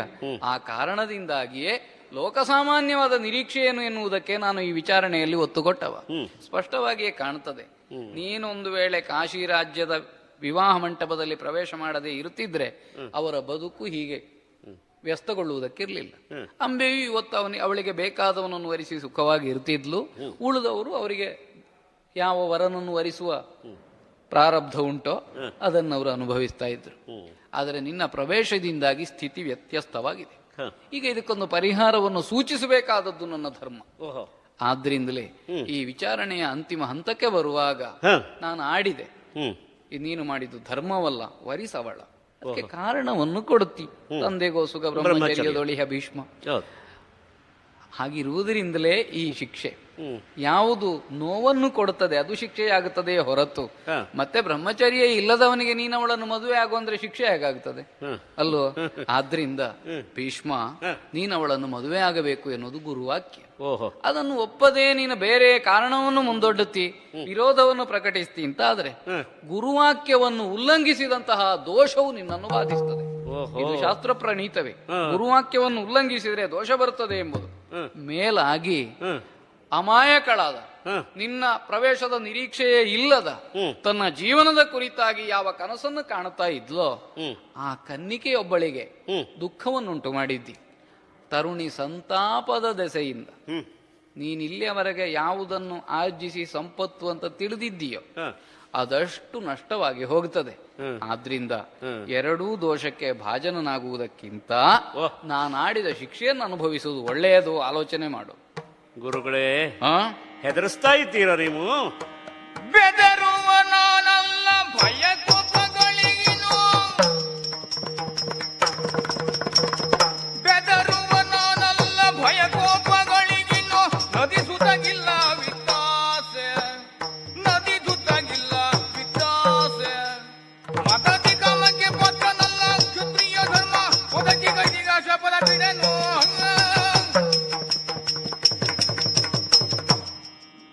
ಆಚಾರ್ಯ ಭೀಷ್ಮ, ನೀವು ಈಗ ಹೆದರಿಸುವುದಕ್ಕೆ ಮುಂದಾದಿರಿ. ಹೇಗೂ ಭೀಷ್ಮನನ್ನ ಅಪರಾಧಿ ಅಂತ ಗ್ರಹಿಸಿಯೇ ಮಾತನ್ನ ಮತ್ತೆ ಮತ್ತೆ ಪುಷ್ಟಿಗೊಳಿಸ್ತಾ ಇದ್ದೀರಿ. ಎಲ್ಲೋ ನನ್ನ ಮನಸ್ಸಿನ ಮೂಲೆಯಲ್ಲಿ ನಾನು ಅಪರಾಧ ಮಾಡಿದ್ದೇನೆ ಎನ್ನುವ ಆತ್ಮಾವಲೋಕನದ ಬೆಳಕನ್ನ ಹೊತ್ತಿಸುವ ಉದ್ದೇಶ ನಿಮಗಿರಬೇಕು. ಆದರೆ ವಿಚಾರಣೆಗೆ ತೊಡಗಿದಾಗಲೇ ನಾನೊಬ್ಬ ವಾದಿ, ನೀವೊಬ್ಬ ವಾದಿಗಳಾಗಿ ವಾದಿ ಪ್ರತಿವಾದಿಗಳಾಗಿ ನಾವು ಆಲೋಚನೆ ಮುಂದುವರಿಸುವಾಗ ಆತ್ಮಾವಲೋಕನ ಸುಲಭ ಅಲ್ಲ. ಆ ದೃಷ್ಟಿಯಿಂದ ಆ ರೀತಿಯ ನೀವು ಪ್ರಯತ್ನ ಮಾಡಿದರೆ ಅದು ಸರಿ ಆಗಲಿಕ್ಕಿಲ್ಲ ಅಂತ ನನಗನಿಸ್ತದೆ. ಓಹೋ, ಸರಿ ಅಲ್ಲ ಅಂತ ಹೇಳುವ ಧಾರ್ಷ್ಟ್ಯ ನನ್ನದಲ್ಲ ಗುರುಗಳೇ. ಅಂತೂ ಧ್ವನಿ ಅದೇ ಅಲ್ವೋ? ಅಲ್ಲ, ಹಾಗಲ್ಲ. ಹ.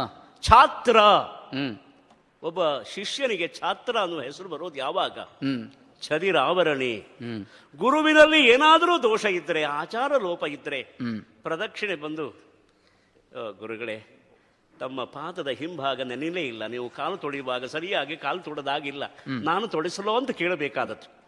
ಆ ವಿನಯ ಯಾರಲ್ಲಿದೆಯೋ ಅಂತಹ ಶಿಷ್ಯನಿಗೆ ಛಾತ್ರ ಎಂಬ ಹೆಸರು ಬರ್ತದೆ. ಈಗ ನಾನು ಛಾತ್ರ ಆಗುವುದು ಅನಿವಾರ್ಯ ಆಯ್ತಲ್ಲ ಗುರುಗಳೇ? ಈಗ ನನ್ನ ಕಾಲು ತೊಳೆಯುವ ಆಲೋಚನೆ ಉಂಟು. ಹೌದು. ಹೇಗೆ? ಯಾಕೆಂದ್ರೆ ನೀವಾಗಿ ನಿಮ್ಮ ಕಮಂಡಲಿನಿಂದ ಸುರಿಸಿದ ನೀರು ನಿಮ್ಮ ಪಾದಾಗ್ರವನ್ನು ತೊಳೆದರು, ಪಾದದ ಹಿಂಭಾಗ ತೊಳೆದ ಹಾಗೆ ಇಲ್ಲ. ಅದು ಲೋಪ ಉಂಟು ಅಂತ ಆದ್ರೆ ಸೂಚಿಸಬೇಕು, ತಿದ್ದಿಕೊಳ್ಳುವುದಕ್ಕೆ ಬುದ್ಧಿ ಇದ್ದವನಿಗೆ ಅನುಕೂಲವನ್ನು ಕಲ್ಪಿಸಿಕೊಡಬೇಕು. ಹಾಗಲ್ಲ, ಗುರುವನ್ನ ತಿದ್ದುವ ಧಾರ್ಷ್ಟ್ಯ ನನ್ನದಲ್ಲ. ಅಲ್ಲ, ತಿದ್ದಿಕೊಳ್ಳುವುದಕ್ಕಾದ್ರೂ ಅವಕಾಶ ಬೇಕೋ ಬೇಡವೋ? ಆದ್ರೆ ಶಿಷ್ಯನನ್ನ ಹೆದರಿಸುವುದು ಗುರುಗಳಿಗೆ ಸ್ವಭಾವ ಅಲ್ಲ, ಯಾಕೆ ಅಲ್ಲ. ಏನಾಯ್ತು? ಯಾಕೆ ಇದನ್ನ ತಿಳಿಸೋದು ಯಾವಾಗ? ಹೆದರುವ ನಾನಲ್ಲ. ಅಂದ್ರೆ ಗುರುಗಳಿಗೆ ಹೆದರಿಸುವ ಆಗ್ರಹ ಹುಟ್ಟಬಹುದು ಕೆಲವೊಮ್ಮೆ. ಒಂದು ಕಥೆ ಇದೆ. ಗುರುಗಳು ಶಾಪ ಕೊಡುವುದಕ್ಕೆ ನೀರನ್ನು ಎತ್ತಿದರಂತೆ. ಶಿಷ್ಯರು ನಮಸ್ಕಾರ ಮಾಡಿ ತಲೆಯನ್ನು ಕೊಟ್ಟಾಗ ಆ ನೀರು ಅಲ್ಲೇ ನಿಂತು ಆಪಸ್ತಂಭ. ಇದು ಕೇಳಿದ್ದೇವೆ ಋಷಿ ಮುನಿಗಳಲ್ಲಿ ಆದಂತಹ ಘಟನೆ, ಕಥೆ ಇದು. ಆ ಶಿಷ್ಯನ ವಿನಯ ಅವರ ಶಾಪೋದಕ ಅಲ್ಲಿಯೇ ನಿಲ್ಲುವ ಹಾಗೆ ಮಾಡಿತು. ಆದ್ದರಿಂದ ಶಾಪ ಕೊಡುವುದಕ್ಕೆ ನೀರೆತ್ತಿದವರು ಆಪಸ್ತಂಭ ಅಲ್ಲ, ನಿಲ್ಲಿಸಿದವರು ಆಪಸ್ತಂಭರಾದ. ಹೌದಪ್ಪ, ಶಿಷ್ಯನ ಯೋಗ್ಯತೆ ದೊಡ್ಡದು. ಆ ದೃಷ್ಟಿಯಿಂದ ನೀವು ಹೀಗೆ ಗುರುವಾಕ್ಯೋಲ್ಲಂಘನ ದೋಷ ನಿನ್ನಲ್ಲಿ ಬರ್ತದೆ ಅಂತ ಹೇಳಿದ್ರೆ ನಿಜವಾಗಿ ಆ ಹೆದರಿಕೆ ಎಲ್ಲ ನನಗಿಲ್ಲ. ಈಗ ಆಪಸ್ತಂಭ ಅಲ್ಲದೇ ಇದ್ರು ಶಾಪಸ್ತಂಭ ಅಂತೂ ಆಗಬಹುದಲ್ಲ. ಹೇಗೆ? ಅದು ಹೇಗೆ ಅಂತಂದ್ರೆ, ನೀವು ಮನಸ್ಸು ಮಾಡಿದರೂ ಶಾಪ ಕೊಡುವುದಕ್ಕಾಗೋದಿಲ್ಲ. ಹಾಗಾಗಿ ನೀವು ವಿವಾಹ ಆಗು ಅಂತ ಹೇಳ್ತಾ ಇರೋದು. ಮತ್ತೆ ಒಂದು ಸೂಚಕವಾದ ಮಾತು ಹೇಳಿದ್ರು, ಯಾರು ಅಖಂಡ ಬ್ರಹ್ಮಚಾರಿಗಳು ಅವರಿಗೆ ಕೊಡುವ ಶಿಕ್ಷೆ ಯಾವುದು? ವಿವಾಹ. ಅಂತೂ ವಿವಾಹ ನನಗೆ ಶಿಕ್ಷೆ ಆಗುತ್ತದೆ ಅಂತ ಗ್ರಹಿಸಿದ್ರಲ್ಲ ನೀವು. ಅದರಿಂದ ನನ್ನ ಬ್ರಹ್ಮಚರ್ಯವನ್ನು ನೀವೇ ಸ್ಥಿರ ಮಾಡಿದ್ರಿ ಈಗ. ಆದ್ರಿಂದ ನನಗೆ ಹೆದರಿಕೆ ಇಲ್ಲ. ಭೀಷ್ಮ, ನಾನು ಅಪರಾಧಿ ಅಲ್ಲ ಎಂಬುದು ನನ್ನ ವಾದ. ನೀನು ಅಪರಾಧಿ ಆದರೆ ನಿನಗೆ ವಿವಾಹ ಶಿಕ್ಷೆ ಅಂತ ಹೆದರಿಸ್ತಾ ಇದ್ದೀರಿ. ಇದನ್ನು ಗ್ರಹಿಸುವಾಗ ನಾನು ಬ್ರಹ್ಮಚಾರಿಯಾಗಿ ಉಳಿಯುವುದಕ್ಕೆ ಇದೇ ಅವಕಾಶ ಮಾಡಿಕೊಡ್ತದೋ ಇಲ್ಲ? ಅಂಬಾ ಪ್ರಕರಣ ಒಂದನ್ನು ಬಿಟ್ಟರೆ ಉಳಿದಂತೆ ನಿನ್ನ ಚಾರಿತ್ರ್ಯದಲ್ಲಾಗಲಿ ನಿನ್ನ ವ್ಯಕ್ತಿತ್ವದಲ್ಲಾಗಲಿ ಲೋಪ ಉಂಟು ಎನ್ನುವುದು ನಾನು ಕನಸಿನಲ್ಲಿಯೂ ಕಲ್ಪಿಸಿಕೊಂಡವನಲ್ಲ. ಈಗ ಏಳ ಪ್ರಕರಣಕ್ಕೆ ಸಂಬಂಧಪಟ್ಟು ದೋಷ ಉಂಟು ಎನ್ನುವುದರಿಂದ ನಿನ್ನದು ಯಾವುದು ಧವಳವಾಗಿ ಉಳಿದಿದೆಯೋ ಅದಕ್ಕೆ ಕಲಂಕವನ್ನು ಒಡ್ಡುವ ಸಾಮರ್ಥ್ಯ ಈ ಪ್ರಕರಣಕ್ಕುಂಟು ಎನ್ನುವುದನ್ನು ನೀನು ಗ್ರಹಿಸಬೇಕು. ಈಗ ನನಗೆ ಉದ್ದೇಶಪೂರ್ವಕವಾಗಿ ನಿನ್ನನ್ನು ಕೆಟ್ಟವನನ್ನಾಗಿ ಮಾಡುವುದಲ್ಲ, ಇದರಿಂದ ಉಂಟಾಗುವ ದೋಷ ನಿನ್ನನ್ನು ಬಾಧಿಸ್ತದೆ ಅಂತ ನಾನು ಹೇಳಿದ್ದು. ಗುರುಗಳೇ, ಇಲ್ಲ ಅಂತ ನೀನು ಹೇಳುತ್ತೀಯಲ್ಲ. ಗುರುಗಳೇ, ಯಾಕೆ ಬಾಧಿಸುವುದಿಲ್ಲ? ನಮಗೆ ಸಾಧಕ ಯಾವುದು ಬಾಧಕ ಯಾವುದು ಅಂತ ನಾನೇ ಯೋಚನೆ ಮಾಡಿದ್ದೇನೆ. ನೀವೇ ಹೇಳಿದ್ರಿ, ಅದನ್ನು ತಿಳಿಸಿಕೊಡಿ. ಯಾಕೆ ಅಂದರೆ ತಂದೆಗೆ ಕೊಟ್ಟ ಮಾತು, ತಂದೆಯವರು ನನಗೆ ಕೊಟ್ಟ ಆಶೀರ್ವಾದ, ನಾನು ಕೊಟ್ಟ ಮಾತು ತಪಸ್ಸಾಗಿದೆ.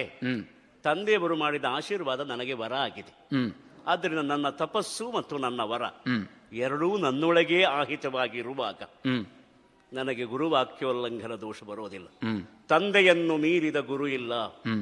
ಹಾಗಾಗಿಯೇ ಶ್ರುತಿ ಉಪನಿಷತ್ತು ಒಂದು ಕ್ರಮವನ್ನು ಕೊಟ್ಟಿದೆ.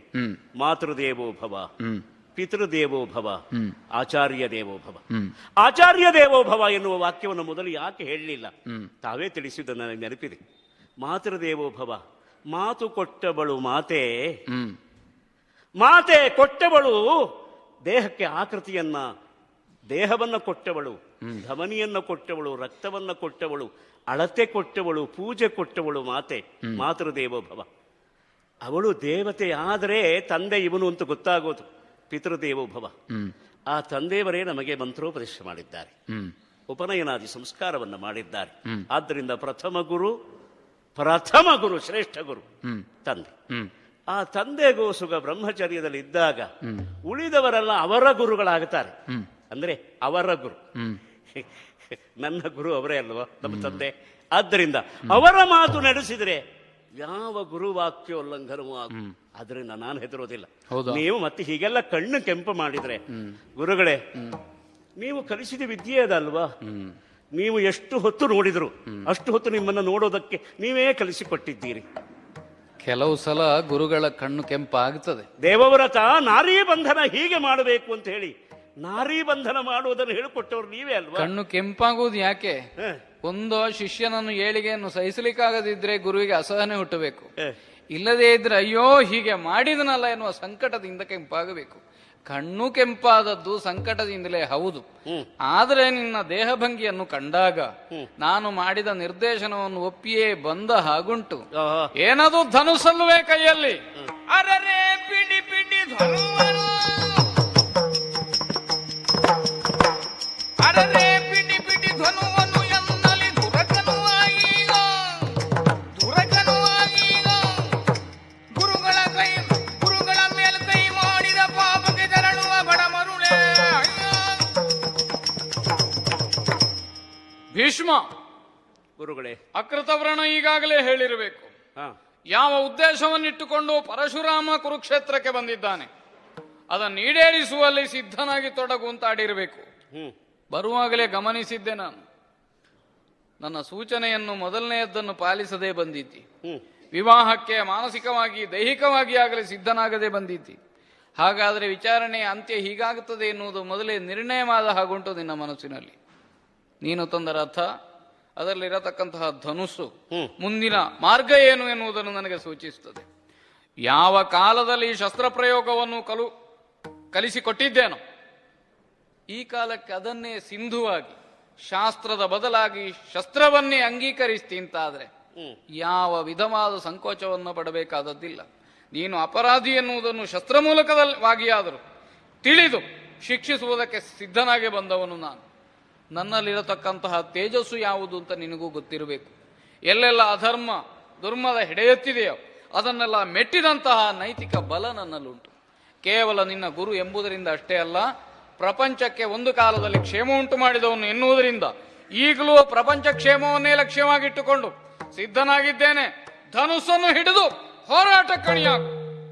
ಯುದ್ಧಕ್ಕೆ ನಿಂತಿರಾ ಗುರುಗಳೇ? ಓಹೋ, ಗುರುವೆ ನಿನ್ನೋಳು ಸಮರ ಕೈವೆನು,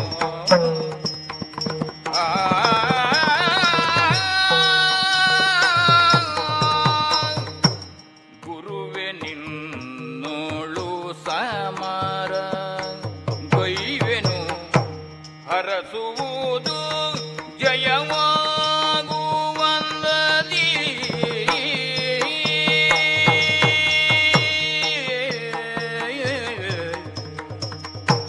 ಹರಸುವುದು ಜಯವಾಗುವಂದದಿ,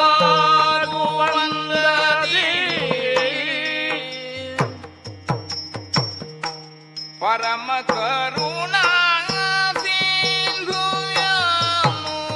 ಚರಣ ಕೆರಗೆ.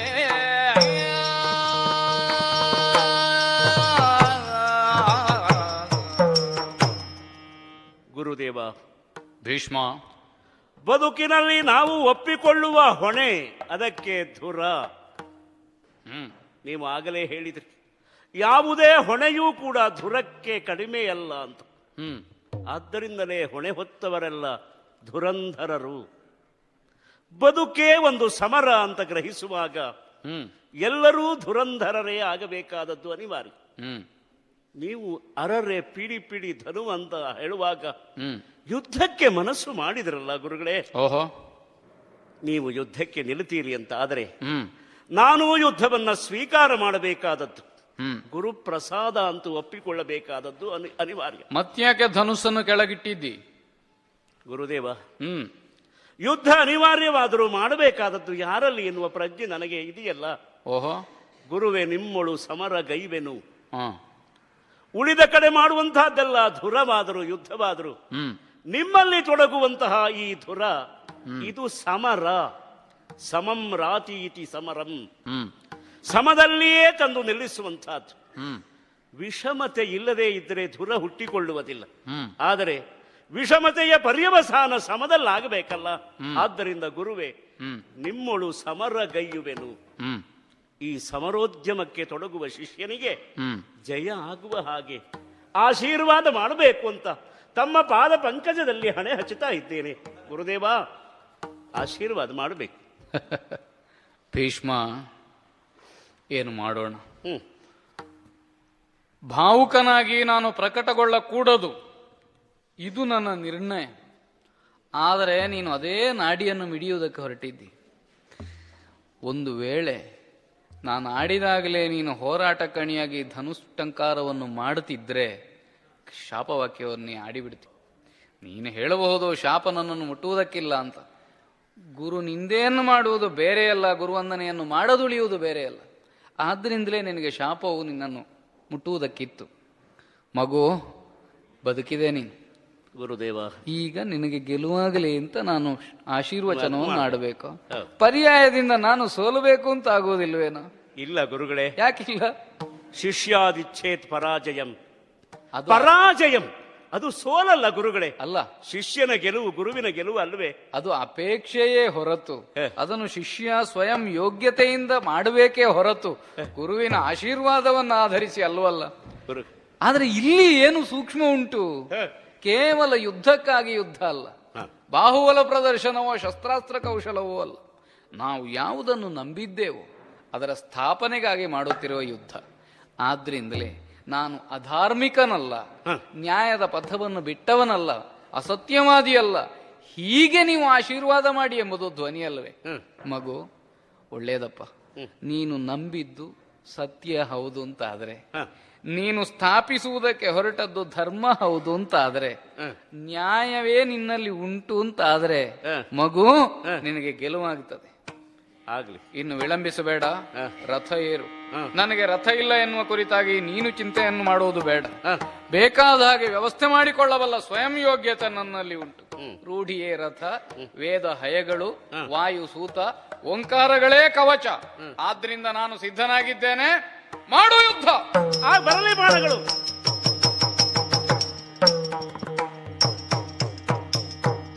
ಪರಮ ಶಿಷ್ಯನೆ ನಿನ್ನ ಧುರಕಾನು ಮೆಚ್ಚಿದ,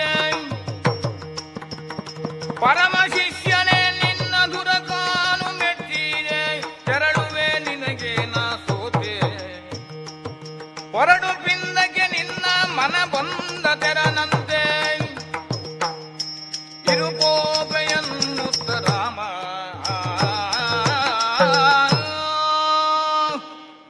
ಮಗು, ಆಚಾರ್ಯ, ವಿಚಿತ್ರವಾದಂತಹ ಘಟನಾವಳಿಗಳೆಲ್ಲ ಸಂಭವಿಸಿ ಹೋದವು. ದೇವತೆಗಳೇ ಪಕ್ಷಪಾತಿಗಳಾಗಿ ಹೋರಾಟ ಮಾಡಿದ್ದಾರಲ್ಲ. ಅವರು ಮಾಡುವುದು ಅದನ್ನೇ. ಆದರೆ ನಾವು ಪ್ರಜ್ಞಾಪೂರ್ವಕವಾಗಿ ನಿರ್ಣಯಿಸಿಕೊಳ್ಳಬೇಕಾದದ್ದೇನುಂಟು ಅದನ್ನು ಲೋಕಮುಖಕ್ಕೆ ನೀನು ತೋರಿಸಿಕೊಟ್ಟಿದ್ದಿ. ಪ್ರತ್ಯಸ್ತ್ರ ಇಲ್ಲದೇ ಇರುವ ಪ್ರಸ್ವಾಪನವನ್ನೇ ಪ್ರಯೋಗ ಮಾಡ್ತೇನೆ, ಹಾಗೊಂದು ಬುದ್ಧಿ ನಿನ್ನಲ್ಲಿ ಕಾಣಿಸಿಕೊಂಡಾಗ ನಾರದರೇನೋ ಬಂದು ನಿನ್ನ ಕಿವಿಯಲ್ಲಿ ಸೂಚಿಸಿರಬೇಕು. ಅದು ದೊಡ್ಡದಲ್ಲ, ನಾರದರು ಬರುವುದು ದೊಡ್ಡದಲ್ಲ. ಅದನ್ನು ನೀನು ಅಂಗೀಕರಿಸಿದೆಯಲ್ಲ ಮಗು, ಇದಕ್ಕೆ ನಾನು ಸೋತೆ. ಯಾವ ಶಿಷ್ಯನಾದವನೋ ತನ್ನಲ್ಲಿ ಸಾಮರ್ಥ್ಯ ಇದ್ದಾಗಲೂ ಗುರುವನ್ನು ಮೀರದೇ ಉಳಿಯುವುದಕ್ಕೆ ಅಪೇಕ್ಷಿಸ್ತಾನೋ ಅಂತಹ ಶಿಷ್ಯನನ್ನು ಹೊಂದಿದ ನನಗಿಂತ ದೊಡ್ಡ ಭಾಗ್ಯಶಾಲಿ ಯಾವನಿದ್ದಾನಯ್ಯ ಪ್ರಪಂಚದ.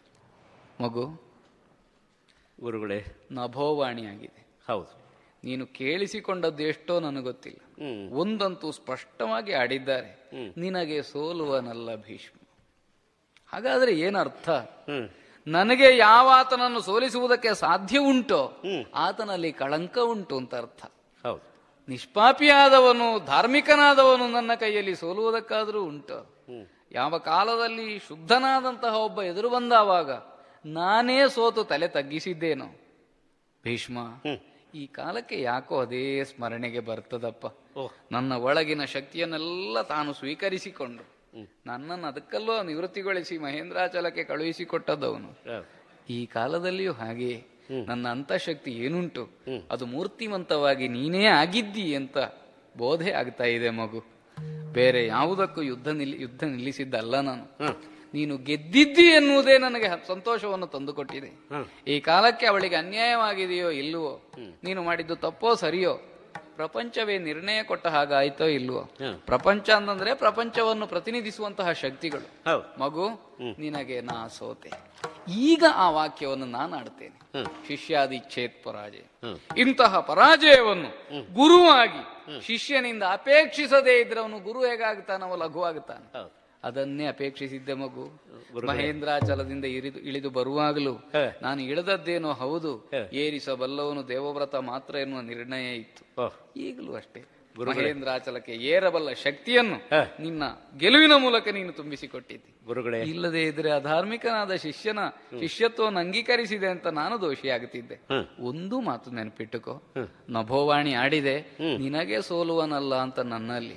ಹಾಗೆ ಅಂತ ನಿನಗೆ ಸೋಲೇ ಬರುವುದಕ್ಕಿಲ್ಲ ಜೀವನದಲ್ಲಿ ಅನ್ನುವುದಕ್ಕಿಲ್ಲ. ಶತ್ರುಗಳು ಹೊರಗಿನಿಂದಲ್ಲ ಒಳಗಿನಿಂದಲೂ ಹುಟ್ಟಿಕೊಳ್ತಾರೆ ಮಗು.